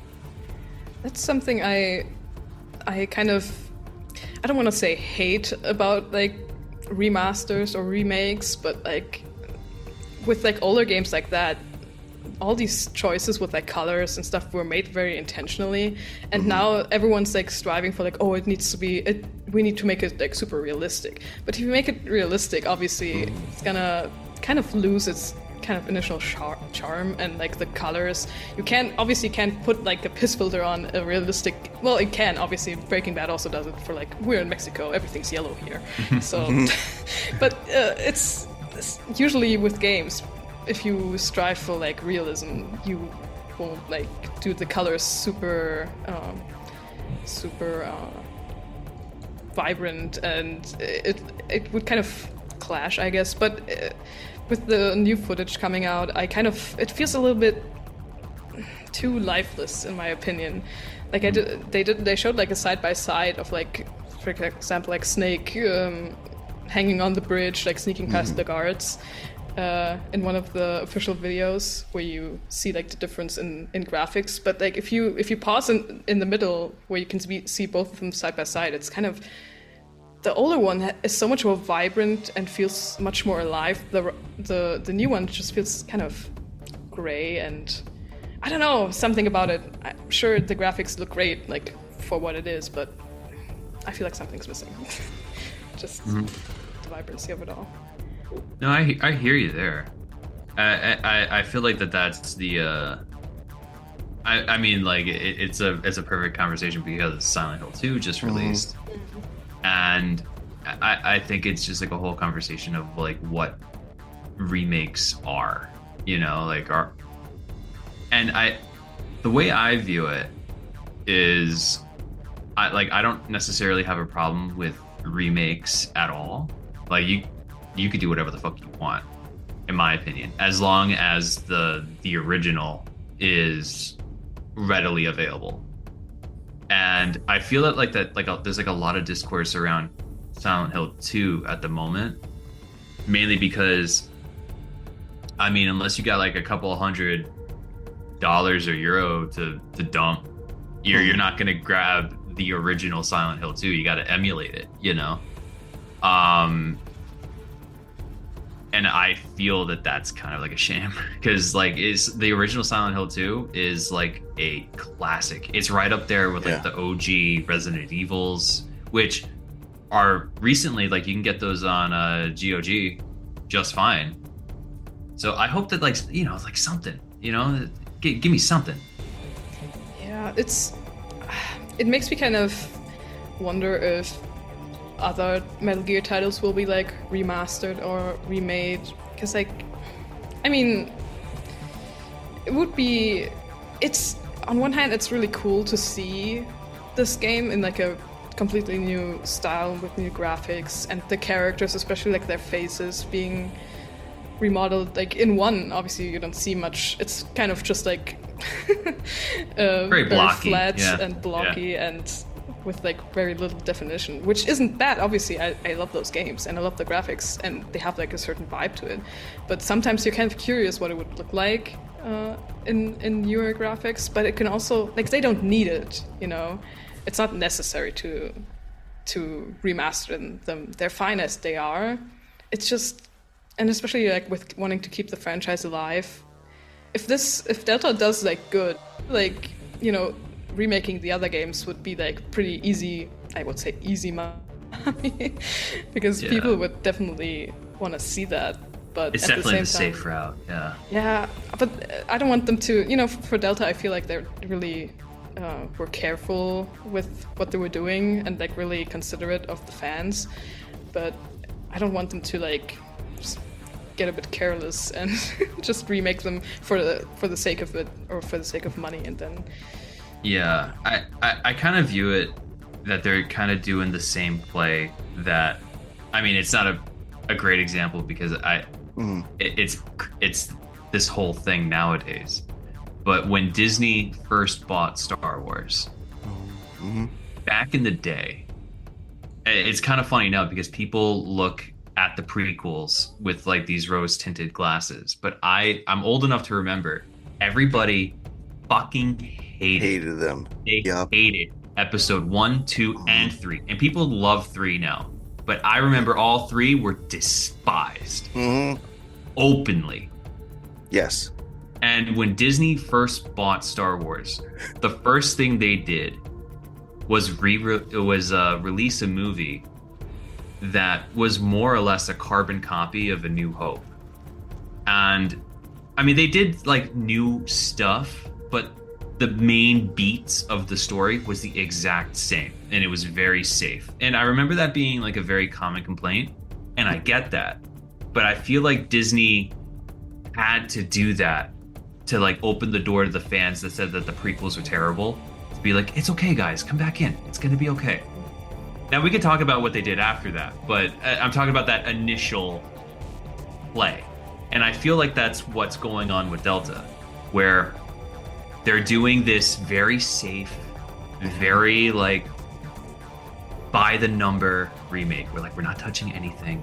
We're barely changing stuff. It's okay to come back in, guys. It's gonna be okay. And then hopefully that they don't pull what they did with Star Wars. Like maybe they do better things. Like for me, like I'm not like against remakes, but I am interested to see what new stories could be told within the series. Like two ideas, and I know this one's been said to death, but I really do think a game with the boss would be fantastic. I think that would be really cool. Another one I think could be a game where you play as Solid Snake going around destroying Metal Gears around the globe with like philanthropy. And it could be kind of like a Portable Ops Phantom Pain thing where it's a very episodic game, and then you just infiltrate a base, you fight a Metal Gear, and then you get out. And that could be really cool in its own right, you know?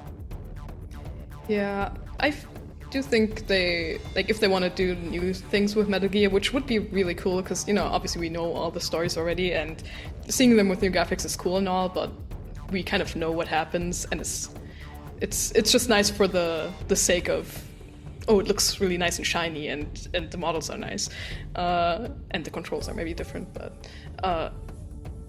the new games, you know, I feel like Konami really has to gain their trust back after. You see that's what Delta is hopefully gonna do. Like Delta is really like that, opening the door to be like, we're sorry, and it's up to Delta to prove if they can actually do what they want to do with Metal Gear. But with Delta, it's not like they're making, like you said, they're not making anything new. I feel like fans No, would they're still, not. if they're gonna like announce, oh, we're making a new title where you play as the boss, maybe people would still be like, maybe don't do that. Last time you made your own Metal Gear game, it was not that great. Yeah, but I don't know. I'm trying to remain hopeful. You Yeah, know?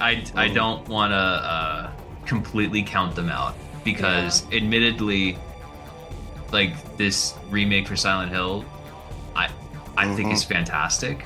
Like I think that they did a really good job, and I am hopeful for whatever comes next for Silent Hill, whether it be a new story, which I would prefer, or another remake. It maybe have Blooper Team handle the remakes and then have another team craft new stories, and then that's like a good route. And then maybe have something similar for Metal Gear. I don't know. I'm spitballing here. Well, that's how I feel like Konami's doing right now. It's like I think they saw what Capcom was doing with Resident Evil, and they said to themselves, like, let's test it and see if we're capable of doing something like that, where we're gonna have like remakes and then remasters, bundling on top with like new entries, and just kind of go cyclical from there. Because a lot of people are like, oh, I don't trust Bloober, I don't trust Konami. But with Silent Hill 2 coming out, and I played the original when it first came out. I played now this new one.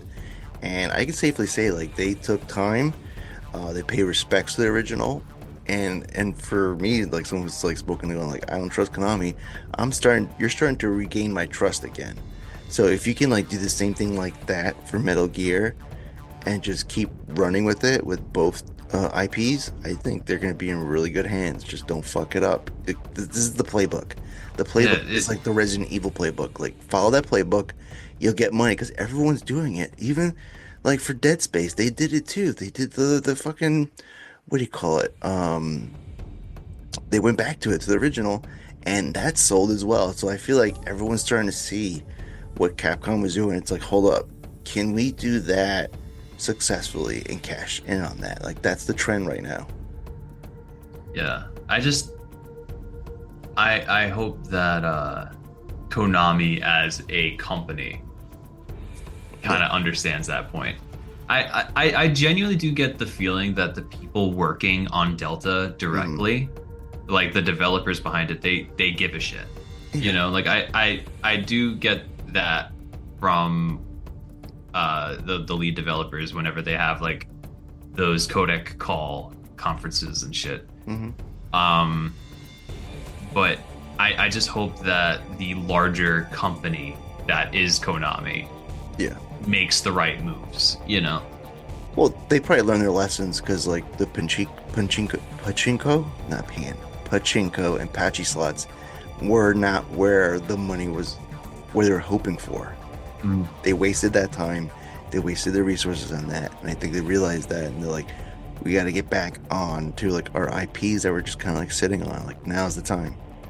Wait, Johnny. What? You're telling me that that making video games from video game IP, that's profitable? That's not making a pachinko machine based off of the video games that sold you well. You got to make video games off of the video games that you made.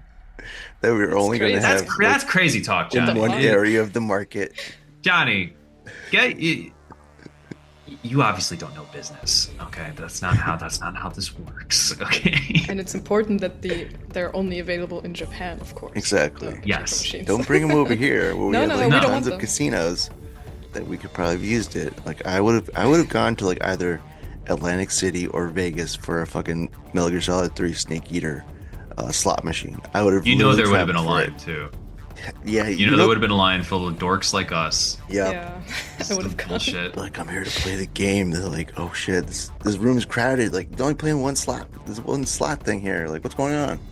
I don't know. I mean, to be honest, for me, I would say, like, I don't know if it's realistic to think that Konami would ever remaster Metal Gear 2, but if they could pull that off, I would definitely like trust them to make their own game, because with that one you really have to flesh things out more to make it like a full game.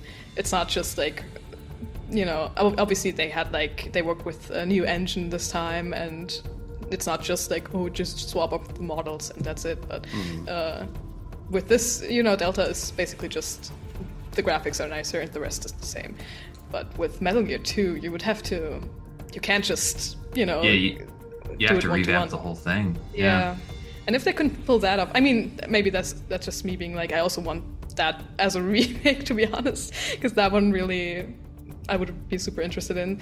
But they should do that, and after that, if people like it, I feel like they can definitely go for a new Metal Gear story game.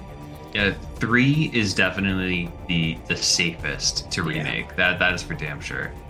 But I mean, people love that game anyway. Yeah, so that's like the darling. Yeah. But I do agree with you.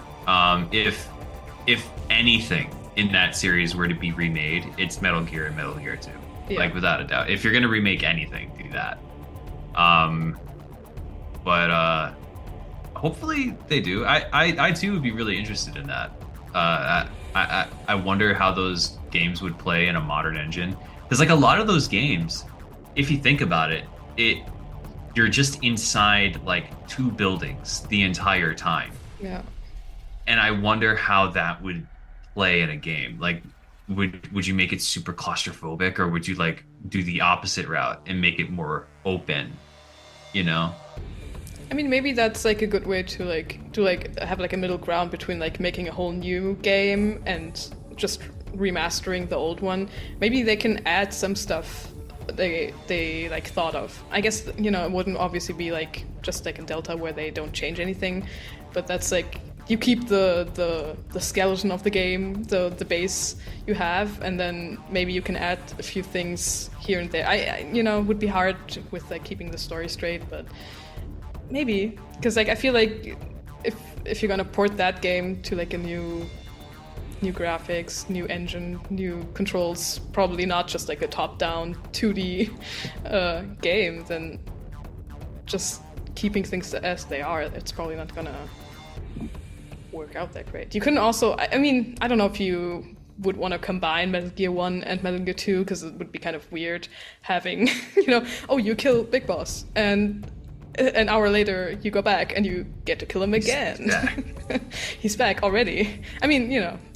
I was gonna say that's probably more doable, like if you do like Metal Gear 2, but have Metal Gear 1 as part of like flashback sequences, because you also want to kind of like showcase the like at the end of 2, Solid Snake. Well, after the first one, 2 also kind of like ignites Solid Snake's character into massive like having PTSD right afterwards, having to like fight Big Boss like back to back. Him at the end, like it would like showcase like him, why he dropped off the face of the earth and just disappeared and like left everyone behind. It'd probably be cheaper too. I mean, but and also now with like the background knowledge we have about Snake and Big Boss, seeing like Big Boss like burn alive and stuff would be crazy to see. Yeah, right? Like in modern graphics and stuff. I mean, obviously in 5 there's similar stuff, you know. Well, I would say because the new standard is like all these like studios and development teams are like going like we're going to use Unreal Engine, because that's even more feasible, because like if you do an engine from the ground up, that's just going to cut into your costs right there as well. And then it's also years of development just to make an engine. Exactly. Then, rather than you have one, you open up the box and it's ready to go. So I get why like a lot of developers use Unreal. Like it's a decent engine. Like it's cool. It looks good for Silent Hill. I'll tell you that right now. Oh, it's great. Like the fog. Like I was very skeptical about the fog, and the fog is fantastic. I just kept going like, is this fog swallowing me or going around me? Like it felt like the fog was also a character within it, which I feel like it was originally also intended. Like the fog in Silent Hill is also another character itself, but like for 2 I was just like going around like, all right, the fog behind me was very was like not dense, and then it's like as I'm walking forward, it's getting denser and denser. I'm like, is something gonna come up from behind me? Like, let me turn around real quick. Like, what is going on behind me? The fog. I know this went from like Metal Gear to Silent Hill. Or Konami and remakes and remake in general. Culture, and yeah. I'm for it. I'm not ever against it. I mean, I don't control these properties. That's theirs. If they want to do something like that with it, go ahead. I'll check it out. I mean, with the games you already love, it's like hard to say. Like, I don't know. Even if it doesn't really look, if you're not happy with like the previews or something, I would still buy it at the end of the day, because I'm like, I need to see what this is all about, even if the reception hadn't been good so far. But so far, I feel like most people are like feeling pretty positive about it. There's always people that are, I'm liking what I see. My main concerns is the AI of the enemies and like the balancing, because like I know that there's like a bullet drop for like the trank gun, but I don't know. For me personally, being able to crouch walk and have the trank gun, I'm gonna go through that game in 15 minutes, and I don't want to do that. I want to take my time. And like I hope that I'm just some dumb fuck on a podcast right now. Like I'm sure they have to be thinking of that, right? Like there has to be some guy in a cubicle right now going like, hey guys, this is kind of like too easy. I just hope that that's addressed. The testers, yeah. Going if through it's it. anything like Metal Gear Solid 5 controls, like, that's the closest thing I guess we have to like compare right now, or like what we know. If I imagine like playing Metal Gear Solid 3 but like with the controls of 5, then like this game is gonna be way too easy. You just zoom through it. Yeah. Imagine Venom Snake in the Virtuous mission. That shit would be done in 2 seconds. It's like Pequod, Just can we get a bombardment here? They're doing a rocket punch on every guard in the area. Like, God. I mean, you also get like they have like the Unreal Engine, the physics are gonna be different. Like for the original third one, I remember like sniping people with a pistol. Mm-hmm. You're not gonna be able to do that for this one. Like you can't. That would just make it way too easy. Yeah.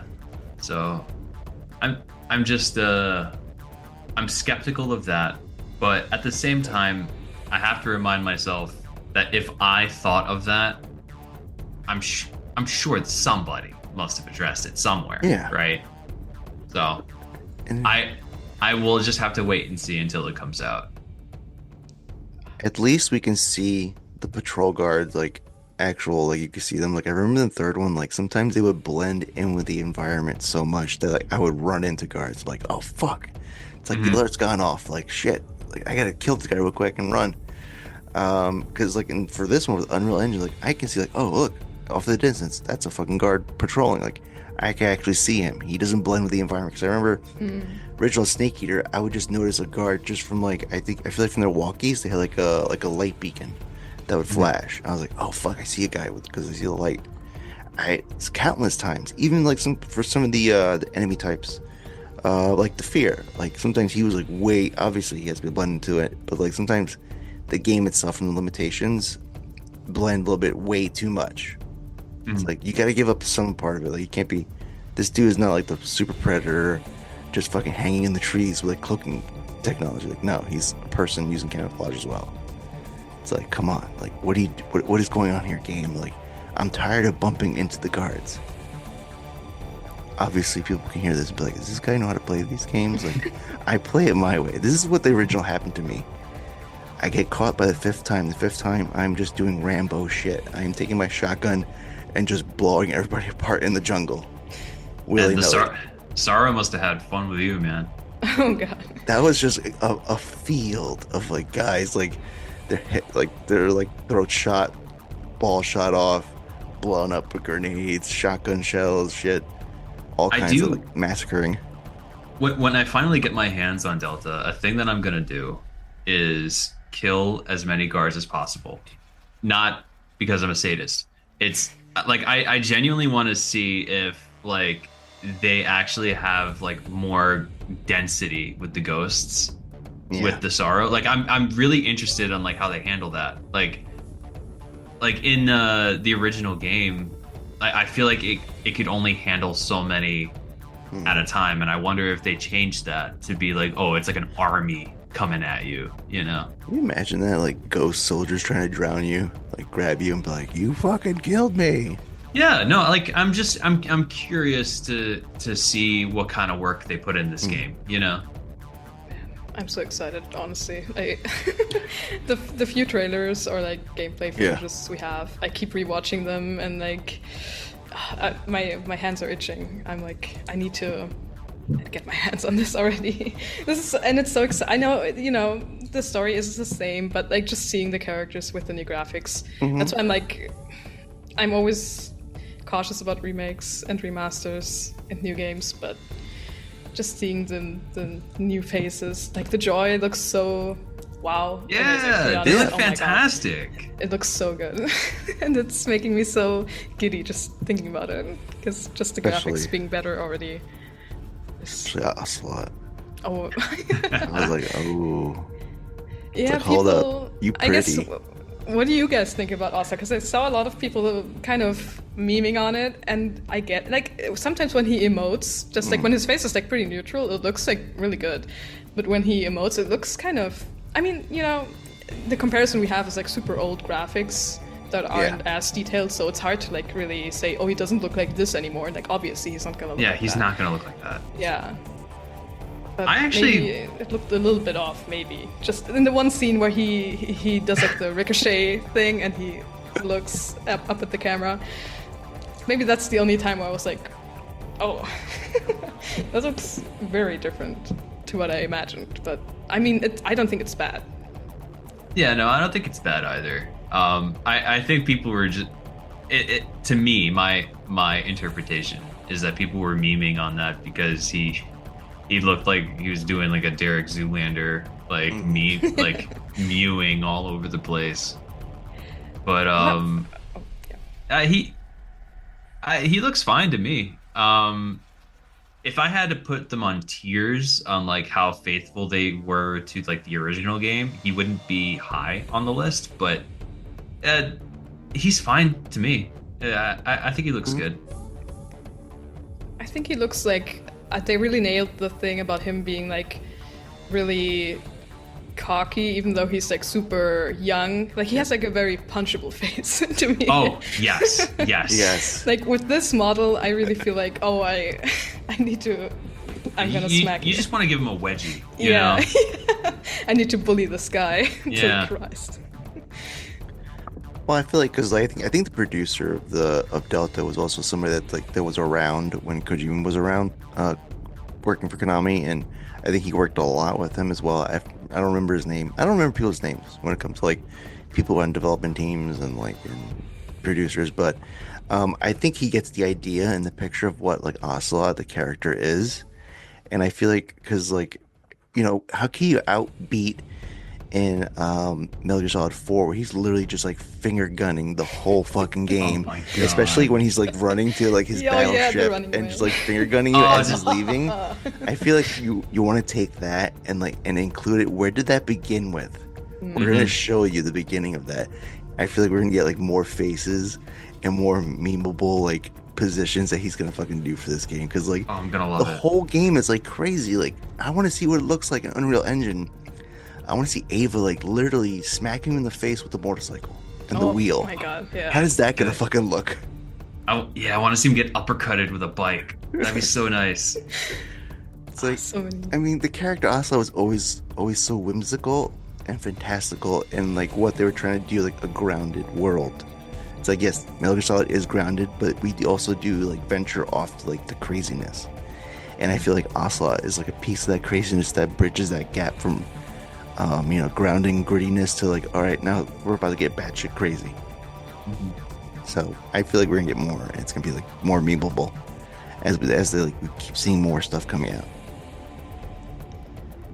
I'm excited for like all the like the Cobra unit, seeing them too, because like they're freaky. Like in the originals, obviously they're meant to be kind of freaky enemies, and seeing the pain, especially, I'm kind of. Ooh, I want to see his cause... bumpy little face. Oh yeah, you because like in the original, it already looks so like.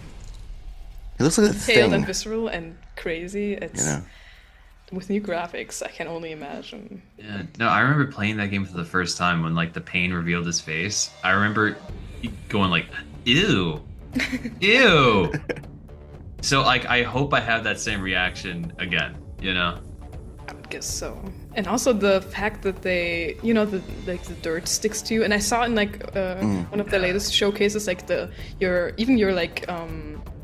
camo like it gets like ripped up, and also that also stays. I knew about the like wounds staying. You get like scars and stuff that stick around till the end of the game. But even like your camo gets like torn up when you crawl and stuff. That's crazy. And also like Oh no, I don't mean to interrupt. You can finish the thought. Yeah, it was just like the fact that they have like little like shortcut where you can change the camo without going into the menu, which I don't know if I like yet. I'll see. It's convenient for sure, but I also kind of like going into the menu and selecting everything I want and then going back into the game with like the shortcuts. It feels kind of it feels like a breather.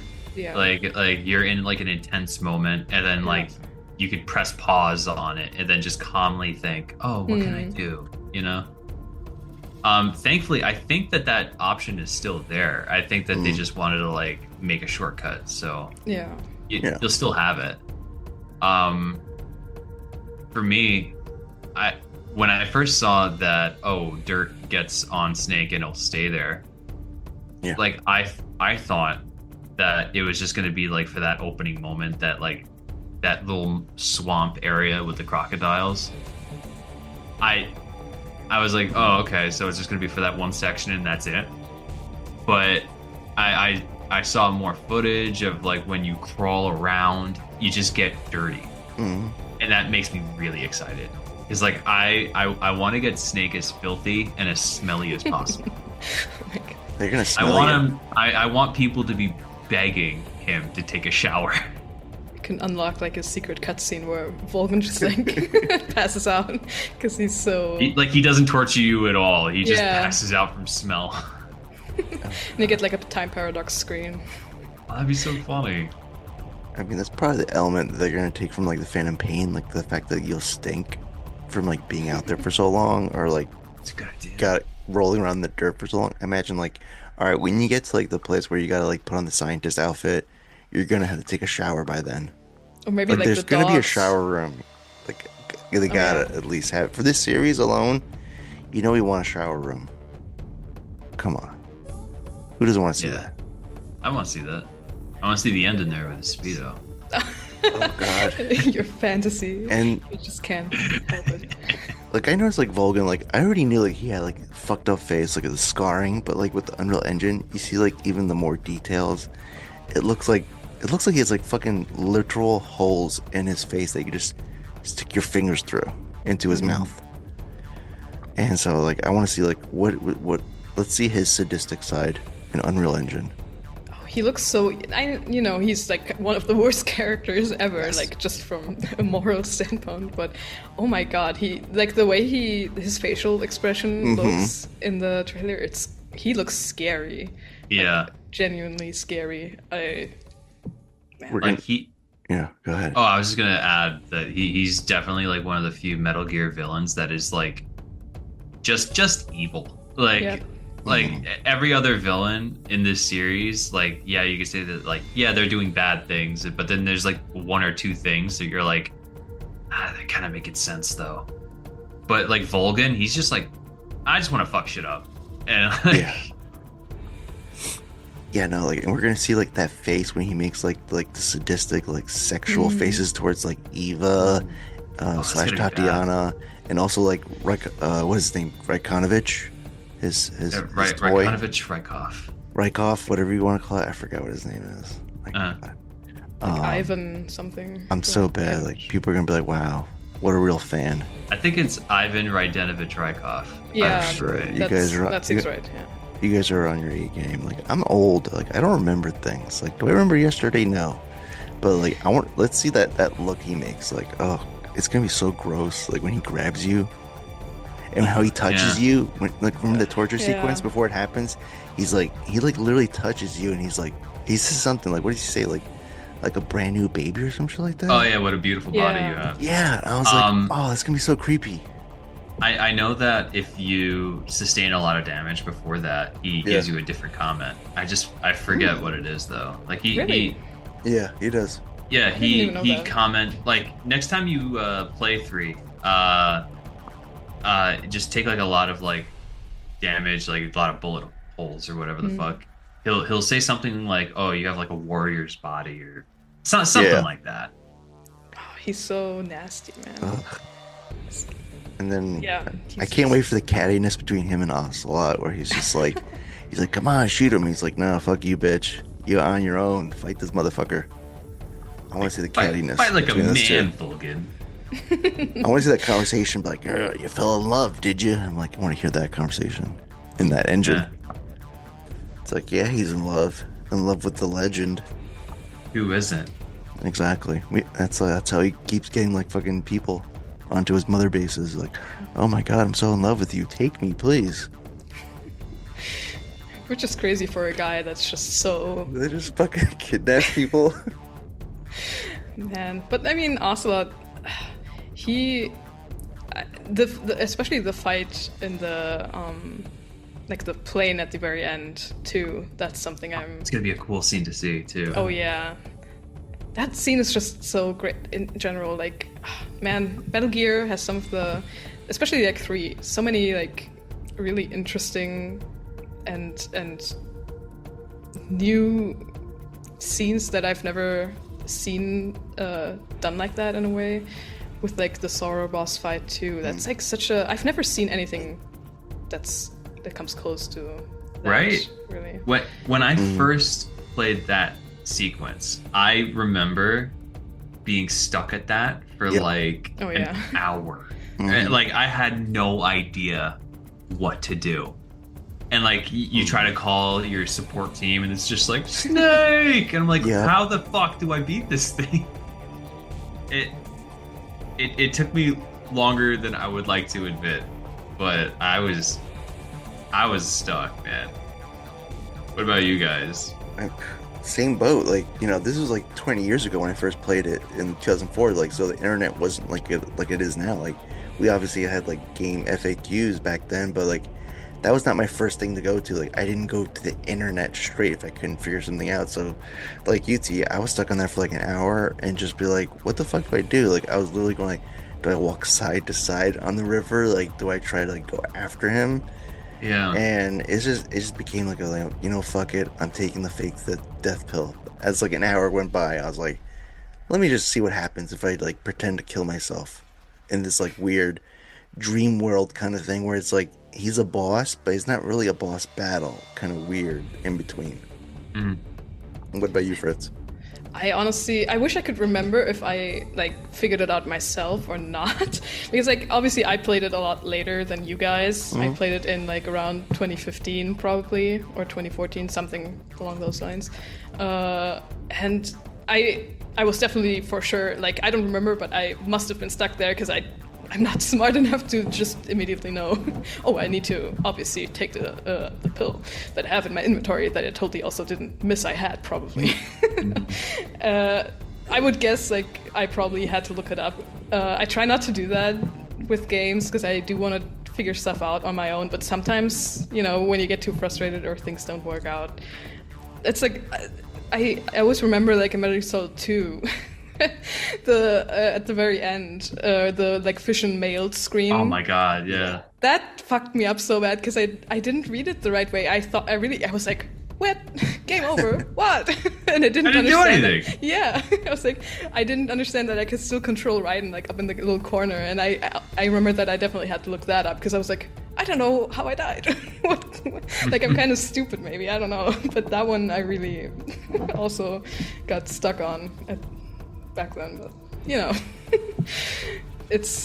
I love those little like game elements that are out of pocket and that catch you by surprise like that, because you're not prepared for that. Like, obviously games sometimes throw you like a curveball and you have to think about what you're gonna do, or like you have like a puzzle in front of you. But with Metal Gear, it's kind of different. In my opinion.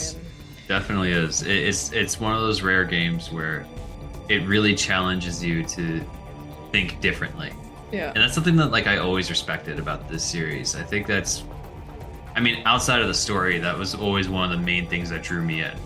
Where like I don't do it too much nowadays, but I remember when I was like younger, I would just fuck around and just see like, oh, if I threw this item at this guy, how would he react? Or if I played, like, when I heard about the end and like how you could just wait him out until he dies, that I beelined it, and I wanted to see it for myself. Like I would just like fuck around and just see what happens. Like I remember on one of my playthroughs, before I even figured it out like on the internet that it was possible, I was like, can I kill the end early? Can I do it here? And then once I saw that I could, I was like, holy shit, they thought of everything. Oh, it was so cool. Dude, Metal Gear, I really do hope that this Delta gets like a good, like is received in a good way, and they maybe keep remaking or remastering some of these games. I don't know how, in which order they would go after 3, because like I don't know if you went like now that you start with 3, I guess you have to do canonical, but then also I don't know if they would. Like what would you do after 3? Because like you're already starting out of order. Yeah. And I guess Silent Hill is in the same boat, but I don't know. Maybe I would say go Metal Gear and Metal Gear 2 if you're gonna do another remake. I think that would be, because like 1, that's like a story that like people might be aware of but they've never seen, and they're like, guys, we could be real, there's probably like 20 of us that actually played the whole thing all the way through.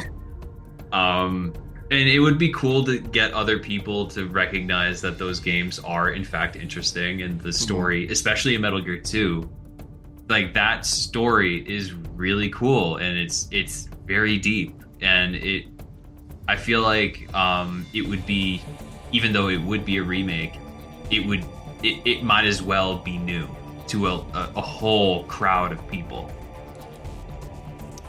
So that's what I would do. Metal Gear 2 definitely, like, I feel like deserves it the most, if you can say that. All these games are deserving of a lot of love, obviously, of course. But Metal Gear 2 is so not. I mean, I don't know what to say. I guess it is underrated. Like, people know about it, but people don't really. It's it's only important for the backstory of like Big Boss and Solid Snake and not a lot of people played it, No. And like I don't think. Oh yeah, sorry. Oh no, go ahead.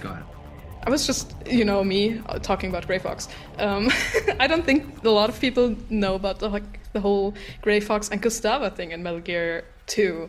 Like, they know about like the important quote unquote stuff that about Big Boss and Metal Gear D maybe, but I don't think people really realize all the other stuff that goes on in that game. No, I feel like it's such a deep game that deserves to be recognized. And one could hope that like if or when they make like a remake for 2, that it would get more people to see, or at least give the original more of a chance.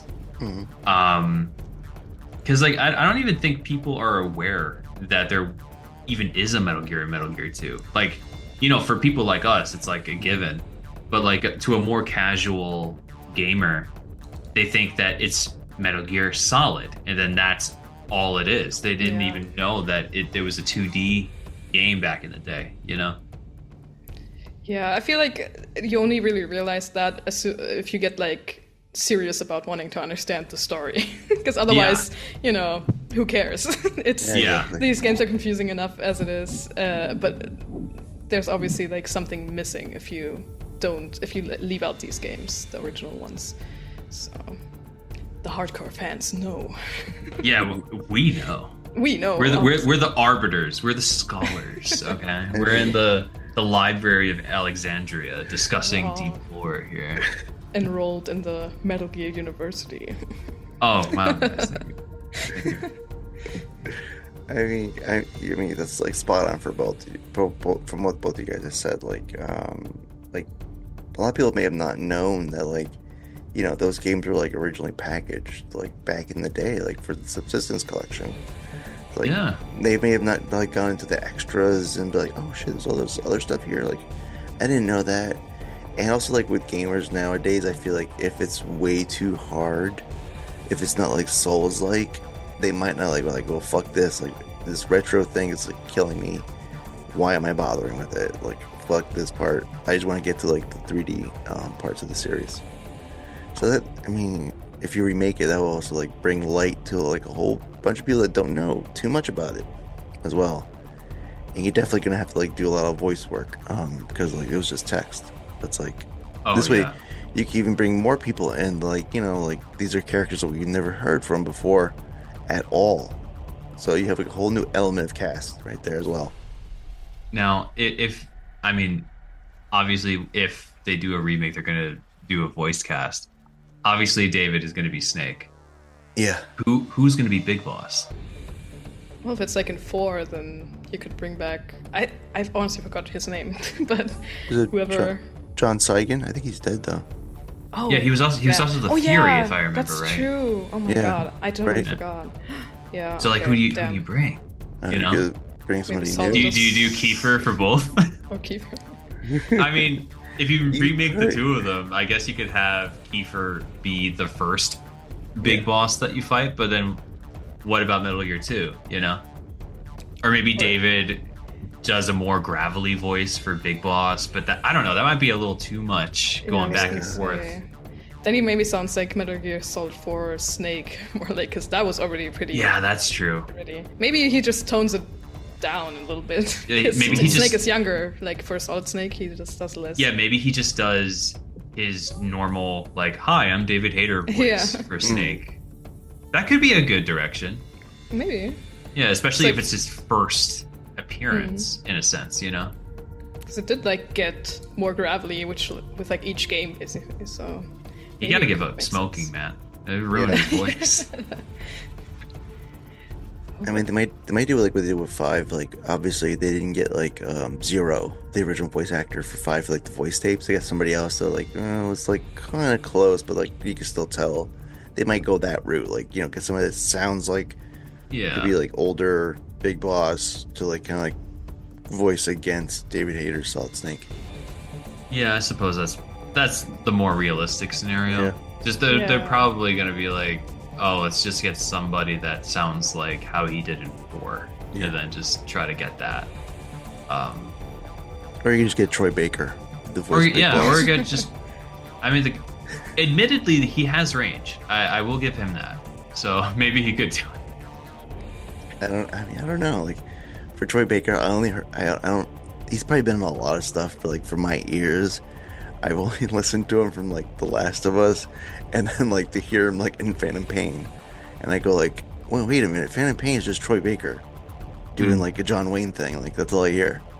Like, I know he's got range. I've heard him like in other like things that he's done. So it's like, you know, people, I'm not shitting on Troy Baker.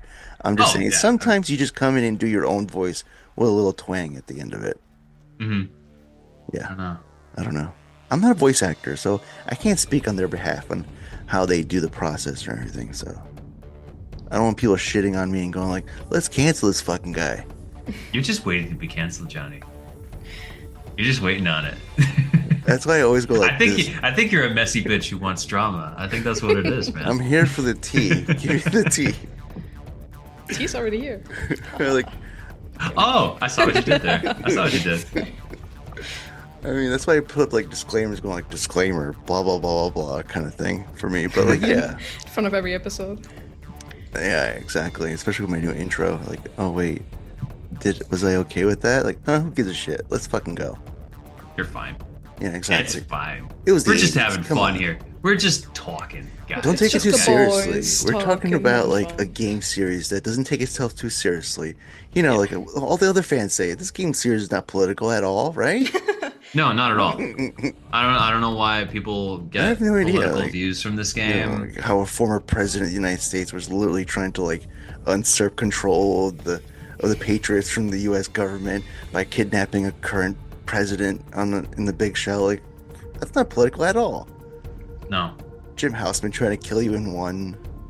That's not political at all. no, No, it's not. I don't know what you're talking. You Well, probably it's not said- shoving an agenda down my throat, you know, like the woke mind virus that's infecting all these Woke games. virus. Oh, Like I saw so many people being like, if they like cover up Eva, I will riot and I will not buy this game because God. they're gonna cover up because of woke. And I'm like, what do you mean? it's like People are so crazy. No, man. No, I She's not covered unironically up. believe. I unironically believe if Metal Gear Solid 3 was released today, it would be called woke garbage. it would. Because like think about it. Like I could see the I don't even know his name, but the guy that goes like gender ambiguity, like that dude. Oh my god. He's like, yeah. like, are you telling me that strong masculine snake, the most peak soldier ever created, is being dominated by a woman? This Californian bullshit. Are you telling me? Like, it would be the most talked about nonsense. Mm-hmm. It might happen already, like, you know how the boss is like really super like very alpha, and they're gonna be like, what's this female soldier being so alpha against my male character? Like, what the fuck's that about? That's not very Sigma of Snake to be dominated by the boss. I mean, I just want the mod where it's like, I want the boss to step on me as Naked Snake. That's all I want. Can I get that mod, please? Okay, but So I not, hit the not button. before the Speedo mod for the end. Okay. Yeah, I first want that. Speedo, It could be and the then same. we can It could talk be the about same bundle mod. Oh, the same bundle? Oh. Okay. Yeah. All right. And I That's just a deal. want an action button where Snake just goes like, more, mommy, more. You can see my brain You're right. going. You're right over there, Johnny. with Johnny. Let's just say I have issues, and this Okay. game series fits those issues. Oh man. So yeah. So So obviously, go ahead. I was gonna keep going with like, obviously Snake surpassed the boss because he's a real man, and men will always come out on top. Oh my fucking God. She's too weak. Yeah, With she's her too. womanly emotions. She's a woman in a man's field. Do you understand? Yeah. So of course that snake would dominate her and end up on Obviously. top. Yeah, obviously. I mean, we're just gonna get those people who obviously have never played the original game and who have not gonna play this remake one, and it's gonna be like they're just gonna say shit for what they see, and so I'm curious of how that's gonna look. Like, I don't know. I'm here for the joy. I'm here for like the goodness of the community. Oh, for But sure. in the back of my head, I go like, I just want to see these assholes shoot themselves in the foot so they can get called out. Be like, you never fucking touched this game. What are you talking about? Yeah. Yeah. I guarantee you, everybody that has ever said, I like non-political games like Metal Gear Solid has never played Metal Gear Solid. Ever. It's so I don't understand how so many people say that, and like I've Yeah. seen also like an alarming a lot of people being like, I ended up joining the military because of Metal Gear because it's so cool, and like I don't get it. I'm sorry, I just don't understand. And also the fact that people go out of their way to like find fan art of certain characters and like comment, like the amount of it's not that bad for me to be honest, but like people come to my page and look at pictures I've drawn of like maybe Otacon and Salt Snake, and you guys know I don't like draw even like crazy stuff or anything. They just like maybe hold hands or something. Yeah. And people come to me. There was this one guy. He like commented like on Solid Snake and Otacon art, and he was like, "Oh, what? Solid Snake takes it up the ass now. Another video game legend ruined." And I was like, What the fuck? "What is wrong with you?" First of all, Oh my people are God. great. Yeah. Also, that's People are you great. projecting because I didn't draw them taking it up the ass or anything. Exactly. So, I think that's you his thought own. about that. That's probably his fantasies coming out, like he's transferring. And secondly, I'll be like, sir, I don't know who takes it up what, but they're a couple. What are you talking about? They literally raise a kid in the fourth gun. But people love to argue about this. People also, like with Ocelot too, you know, it's like, no, he was in love with the legend and he just admired him, and that's all. If you think about anything else, then you're crazy and you don't understand. Because then they start saying, like, you didn't play the games right and you don't understand what the message of the game is. Like, okay, man, whatever. All He right. literally keeps, like, the go bullet go on to the necklace, Kojima's but retweets and come back to me. I was gonna yeah. say that. Yeah. talk to David Hayter about that. He's gonna Yeah. Gonna say, fuck you, bro. You don't know what you're talking about. Kojima's out there, like, retweeting full on, like, Yo, Yarrow. it, like in the AM. Like, Yeah. like, bro, you tweeted this at 10 a.m., dude. You got some balls on you, brother. I'll probably say that because of the time difference, I imagine. Okay, Correlates. Johnny, just fine, ruin my joke. Oh, sorry. Fine. I stepped on it. I stepped all over it. You stepped all over my joke, Johnny. I just love It's it. fine. I just love it how for like the Phantom Pain, he was like, I wanted Big Boss and Kaz to be closer. Oh, and they're so close. But people were like, that's too close. He's like, no, closer. Don't I want. get him. How would that look? She's like, I want it closer. Like, we all know what he's talking about. Like, And they were it's supposed like, to kiss. Like, got like Smooches. Mr. Kojima, they're literally kissing right now. It's like He's like, closer. it's like that Kylo Ren meme where it's like more. Exactly. More. That's how he is with his like headset and his game controller in the office. Like, more.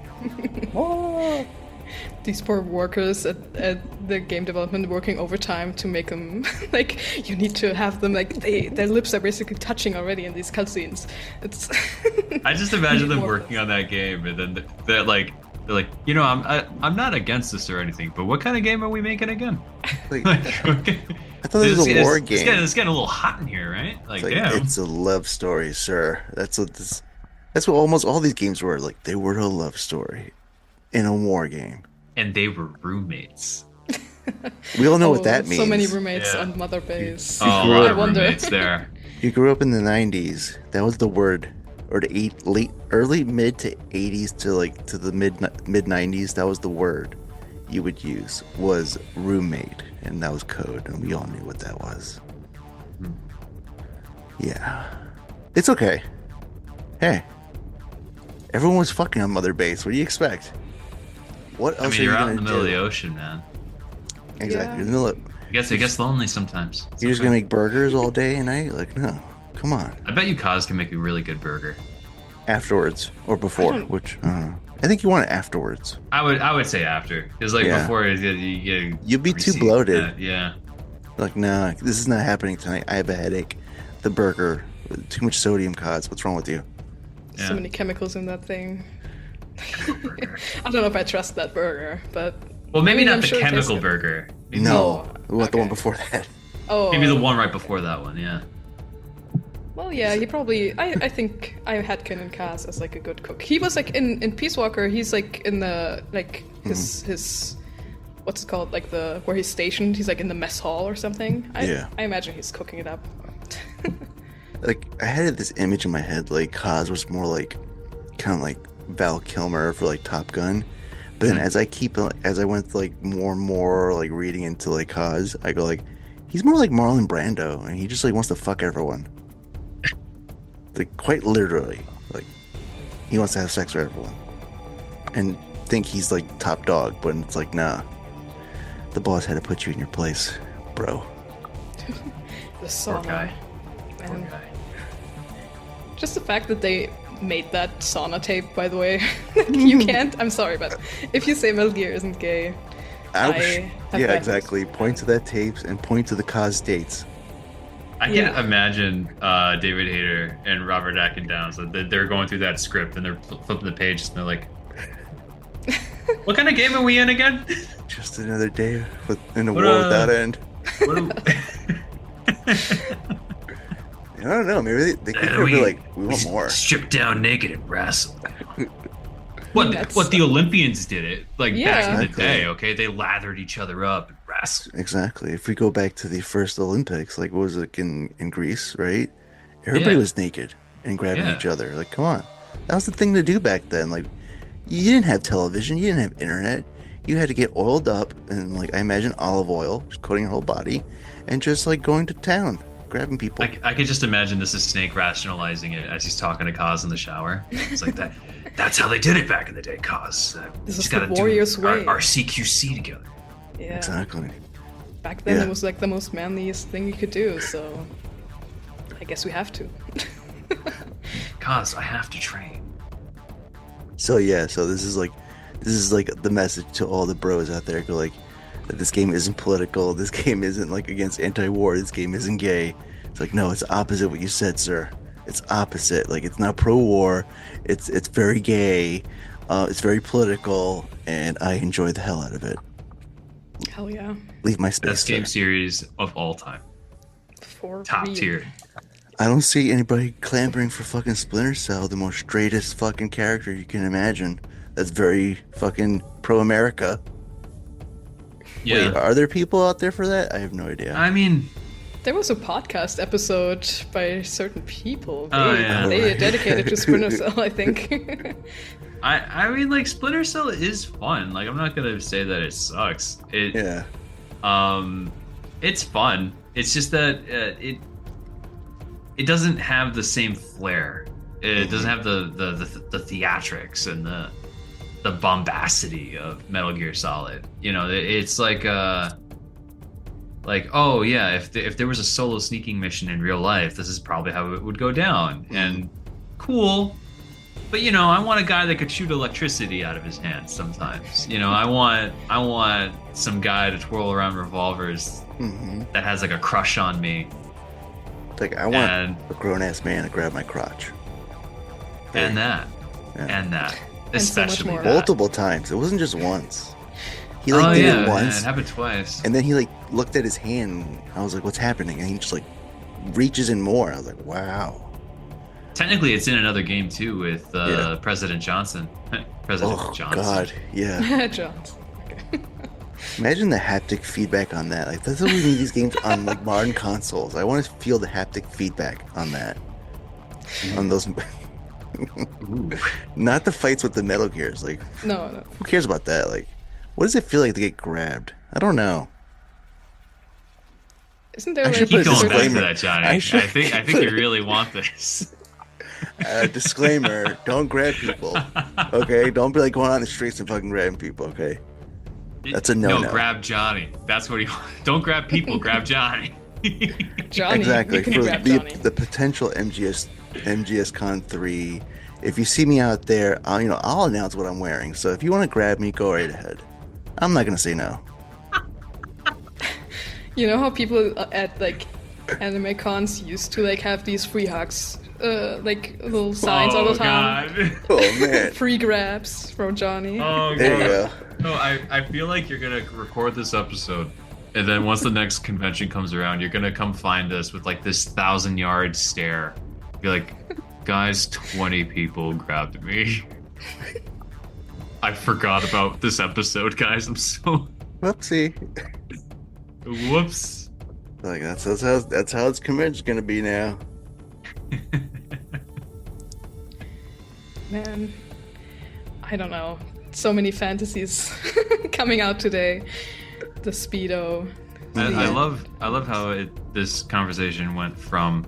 Oh yeah. Well, Metal Gear Solid Con is an amazing place, and we're just talking about all like these strange little sexual fantasies. This all happened after Kay left too. She heard the Speedo part, but she didn't. I literally heard There's Kay more. in the other room. She heard me say that, and I just heard her go, "What the hell?" Conversations we're having. I mean, Oh, boy. I feel like if you can't have fun like this, then you probably also won't enjoy Metal Gear. Exactly. Because the games are just full of those kinds of things. So, you you just need to learn to love it, I guess. They're like two polar opposites. Like, we have like that part, and then we have like the we have very horny fanboys. Let's give them what they want, especially with like 4, the Beauty and the Beast core. Like, come on. Ooh. The budget to get those models scanned in, like, we knew what My that was God. for. Especially back in the Exactly. day. I mean, the for Like physics. the tech for that back in the day, like Yeah. damn, they really wanted They really wanted them in there. That shit continues to this day, like with him and past Phantom Pain into Death Stranding. Like Phantom Pain, look at that certain Skulls unit that were like all female and like they're all snipers. Like, wait a minute. They breathe through their skin, Johnny. I don't know what you're talking about. What's happening here? They have to. Like, yeah, that's the thing. They gotta breathe through his skin. Can't wear much. That's the thing, right? Were the male Parasite dudes like that? I mean, obviously the camera angles were not like that, but were they kind of like nude in a way too? I forget. Like, my Freudian brain goes to like, they immediately go rock hard when you try to blow them up. Remember that? You know how hard they get? Oh my god. The guys get super hard. You see that parallel? And the female skull units are very slippery and outmaneuvering you and kind of wet. No one else noticed it? Oh no, maybe it's just me. I'm that weirdo. I mean, no, it's, I guess it's like the different kinds of parasites they have, obviously, but... Oh my god. Man. Yeah. Oh, I never thought of that, man. Oh, man. The skulls were terrifying, though, by the way, I just have to say. Like, when they showed up, I was fucking scared. They were... Yeah, they were scary. They were so fucking hard. Oh, yeah. In the beginning, when you don't know how to, like, evade them or handle them, it's terrifying. Mm-hmm. And the eyes glowing and stuff, they're... Man. Not a fan. Yeah, it was super creepy because they would, like, if whatever people were survived still, they would, like, turn into, like, zombie puppets. And so, every mission with them, I just hated, to be honest. Creepy. Like, the one where you have to steal the van, and, like, as soon as you get close, they just jump out. Yeah, that one's tough. I hate that one so bad. Man, or the one where when you get ambushed when you extract Code Talker and you're in the airport. Oh my god, yeah. That one's rough. That was crazy. Yeah. Yeah, because there's up to that point, you could always like outrun them or just run away to kind of like clear it ended. I didn't know that originally. I would try to stand my ground and fight them and just die. That was rough. And I was like, what the fuck is this? And then that's when I looked online and go like, oh, you could just run away? And I feel like that's like cowardly though. Like, I don't know if I should feel like I could do that. I ended up doing that up until the airport. I'm like, oh fuck, I gotta fight these guys for real. It's like shit. It's rough. And if you want to like develop that like the skull suit with like the powers, like Yeah. you need to knock them out and like extract them with like the Fulton, and you have to be super quick because they like despawn or like, well, not despawn, but they like jump. Like run away, yeah. Yeah. And when you try to get that, I always hate, because you have to do that mission like at least, I don't know, twice to even get the parasites you need, or if you need like more, to like finish. Anyway, yeah, Metal Gear Solid 5 is fun, but man, demanding. It's demanding. Yeah. Just in general. the Sahelanthropus fight too, it was like, obviously Metal Gear fighting is always scary, but like having him like chase you down in like an open field and you have to hide from him, terrifying actually. Well, it's kind of like the opposite for me, because then like Really? I would notice like you can because of 5, there wasn't really like a lot of limitations. Like it's pretty much like a sandbox open world. So I was like, oh, I can use other weaponry other than my own. Like that's when I just started like fucking bringing in tanks and started going to tanks. Especially for that fight, that was my first go-to. Like I'm just gonna shoot rockets at you, you stupid Metal Gear. But see, like the tanks like break down over time with the fight and stuff. It was always, I don't know, something about it, just facing this, because he's, he's like standing up too. He's like twice as tall as like Rex. Because when he's like idle, when you first see Sahelanthropus, he's like standing like Rex, and you're like, what the fuck? Rex is here? What? And then he stands up, and it's like, oh my god. Okay. Yeah. This thing is. Does that thing where he like jumps across to the other canyon and like kind of crouches and like and that's like charges the rail, up gun. And it's like, oh, okay. But you can cheese the game once you figure out like what to do. Yeah, just the first time it took me a while to like beat that fight. It was same. No, I mean, especially at especially the first go around, the equipment that you typically have isn't really the best. Yeah, so you're fighting with like bare minimum stuff, you know. At least for me, I never really developed like the 5th tier rocket launcher, because I was like, I don't like to use rocket launchers, so I barely developed it. Yeah, so, usually you would not, especially like, you know, with Metal Gear and having played all the titles before, we're probably all like, oh, we just need the tranq gun, and that's usually enough for most things. Or like maybe the base version of like a rocket launcher for something. But in that game, you really like, when I replayed it, I was like, okay, first thing I'm doing is researching like the Honeybee or something, or some, I don't know which, like the CGM rocket launcher, whatever, like maxing it out, because I know I'm gonna have to fight Sahelanthropus, so I'm already gonna do that, because otherwise you're kind of fucked. Oh, man. So, I forgot what we were talking about. Yeah, we just kind of, I mean, but it's fun to talk about. I feel like we had like 10 different conversations going. We did. We found out like by what's going on in my head. I think now people are gonna find out what's going on in my head too. Yeah. Sorry, I think we all learned a little bit more about each other. I'll remember this. And that is like what like we're trying to say. Like, you know, if you go to the convention, you get to know more about the people that also share the same fan base with you. Yeah. To those that were listening and that are fans of Metal Gear that enjoyed this conversation, you can have conversations just like these at Metal Gear Solid Con 3. Yeah. Don't you wanna? Don't you want to come out there and talk to us? Don't you want to be weird? Be weird. Come on. I mean, there's certain levels of weird I can get to. Like, so, you know. I'm not too weird. I'm not a crazy person. That's another disclaimer. Johnny's not a crazy person.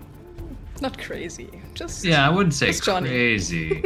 Maybe a little nuts, but that's about it. Yeah.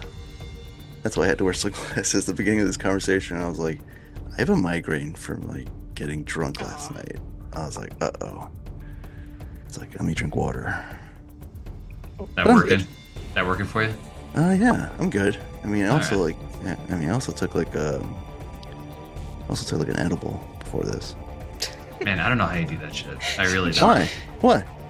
No, every time if I do one of those, I'm out. Yeah. I'm done. I'm not going anywhere. That's it. That's it. I don't even know how you talked about how it felt like really weird being at MGSCon and like talking to people with that. But like whenever I am out in public and I've been high, like I get so scared of everyone. It's like, I'm the oh my opposite. God, they all know. They all know. They all know. And no. Oh my God, no, Fritz, you're reminding me.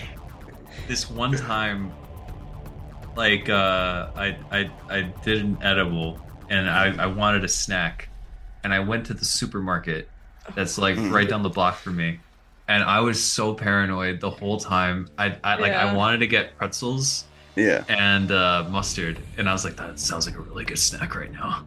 So then I got the pretzels and the mustard, and then like I had a feeling that the cashier knew exactly what was going on with me, and I was like, I gotta get the fuck out of here. And then I go home, and then I take it out of the bag. I didn't even get pretzels. I got fucking breadsticks.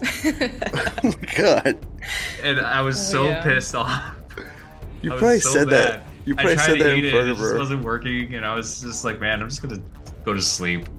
It's not worth my time. You probably literally said like, oh, these pretzels and mustard's gonna be really great, and the cashier's like, these are breadsticks. Oh well, scan. Beep. I think it's that's why I always like would like buy everything beforehand and then just stay inside, because like I tried a few times to like, because like people always talk about, I smoke a little bit and then I'm like more relaxed and I go out and everything's fine, and I tried that in the beginning and then I was like, I am never doing that again, because oh my God, this is so scary. Every person I meet is like, they're gonna call the police on me, and like because like I would dude, one time I accidentally got a bit too high and I had to get like a gift for someone, and I was like, I'm gonna go to Lush. And that was like the worst experience of my life, like already being like so overwhelmed with everything and like all the smells and the cashier, and they're like, oh, do you want to wash your hands in this, like, because they have like a little like like things where you can try out like the bubble bath or something. Like, want to put your hands in this? I'm like, no, please. I'm terrified. No, yeah, I'm not doing that again. I mean, I tried that with T. I was like, hey, look at all these, when we were like going around those places we were going around. I'm not going to say it out loud because like we're still recording, but you know what I'm talking about, where we were. And like, I was like, oh, look at this dispensary. Look at this dispensary. Oh, yeah. And I was like, I might go in there, but I was like, nah, I have to drive. Next time, I'm not driving. I'm going to take like some kind of mass transit. And I'm like, I'm going in there or something. Yeah. Oh, man. I'm not completely unhinged. Like, you know, I'm not a crazy person when I'm high. Let's just get that out there. People already seen me in public. Oh, yeah. No, yeah. You're fine. I'm just saying I can't do what you do, man. I don't have that kind of tolerance. Yeah. Well, I get more talkative. Like, usually I'm very, like, quiet and reserved and shy. And then it becomes the opposite when I get a little more booze in me and a little more, you know, edibles. It's like, wow, this guy can really talk. Is it coherent? I don't know. You tell me. It's, yeah. Okay. Yeah. Yeah. Yeah. Yeah, I think you're fine. But yeah, there we go. For me, I just kind of... I don't know. I feel like I get lost. It always happens even when I'm like normal, like right now. I feel like I reach for certain topics. Sometimes I'm like, oh, and also I need to talk about this. But when I'm high, I forget where I'm going with anything I say, and I just completely lose my train of thought. And I don't think I can do that with a podcast or anything. But you know, if it works for it works. It works for me. It works on my podcast. I'm the same way. Like, do I keep track of things I talk? No. Is it always Metal Gear? No. That's it. That's my podcast. I felt like we were pretty Metal Gear centric. This was more, definitely, from the past ones I've had. This was a pretty Metal Gear podcast, you know? Yeah. I think we did a good job. We did do a good job. And for the audience's sake, team. this was so Metal Gear that we're all technically shirtless, talking to each other. Yeah. Hell yeah. That's how Metal Gear we are. Hell yeah. Get the oil. So that's like the most Metal Gear thing. Oh, sorry. Yeah. That's what we're trying to tell people. Hey, you know, come to the convention, talk to people like us. You're gonna have a good time. Yeah. It's gonna be a fun. lot of people in the convention are probably down to have this kind of conversation. This is fun. Mm-hmm. So yeah, I'm waiting for 3 in California again. Can't wait. I'll be there. I hope to see the both of you there. Yeah. I'm more probably gonna go. I mean, I don't see why I wouldn't go.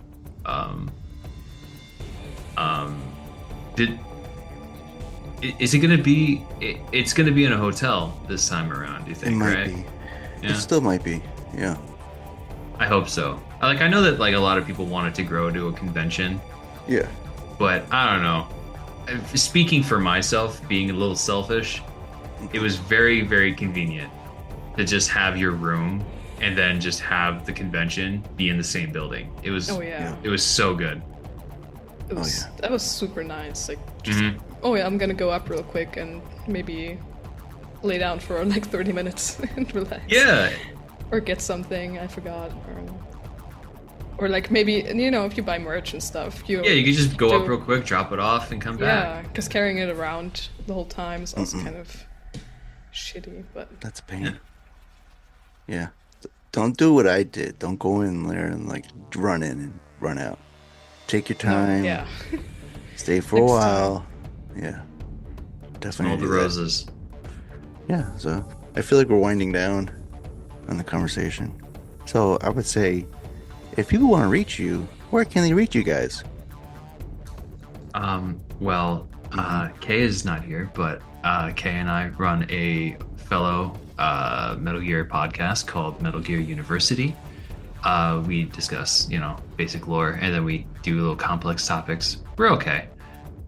We also have a Twitch, TK&M. We're currently streaming Silent Hill 2, and we are also planning on streaming Delta when it comes out, and then we just play whatever the fuck we want to play. You know, come over, say hi. You can follow us on Twitter, same handle, TK&M, and thank you for having me. Thank you. Fritz, where can they find you? Mostly on Twitter. You can find me under Survivor T-Type so survivor type with 2 T's. And I draw stuff, and you can always talk to me about Metal Gear or especially Grey Fox. So if you want to talk about Grey Fox, hit my DMs and we can talk, because I love talking about him. Yeah. I'd also add, like, their page is also the true home of the real, truest number 1 Grey Fox fan. The confirmed number 1 Grey Fox fan. Because, like, I think we can all agree that I'm the one that can hold that title. You got the title belt. Yeah. It's you. It's me. Who else can talk about him so much? I don't think anyone can. You got that title. You earned that shit. Yeah. I'm sure. And now I'm going to use my podcast voice and say, like, if you want to reach me, the host of the podcast, you can reach me at Johnny_Flores Jr. I also have an OnlyFans page for spicy premium content at onlyfans.com/Metal Gear Resurrections. Same thing with the podcast page at Metal Gear Res. We're on Apple, Spotify, Google Podcasts, which is now YouTube, and anywhere else you get your podcasts. This has been Johnny Flores, and I've been joined by T of TKNM. We had K of TKNM, Metal Gear University podcast earlier, and also Fritz, the realist Grey Fox fan. Thank you for guys for coming on. Thank you. Thank you.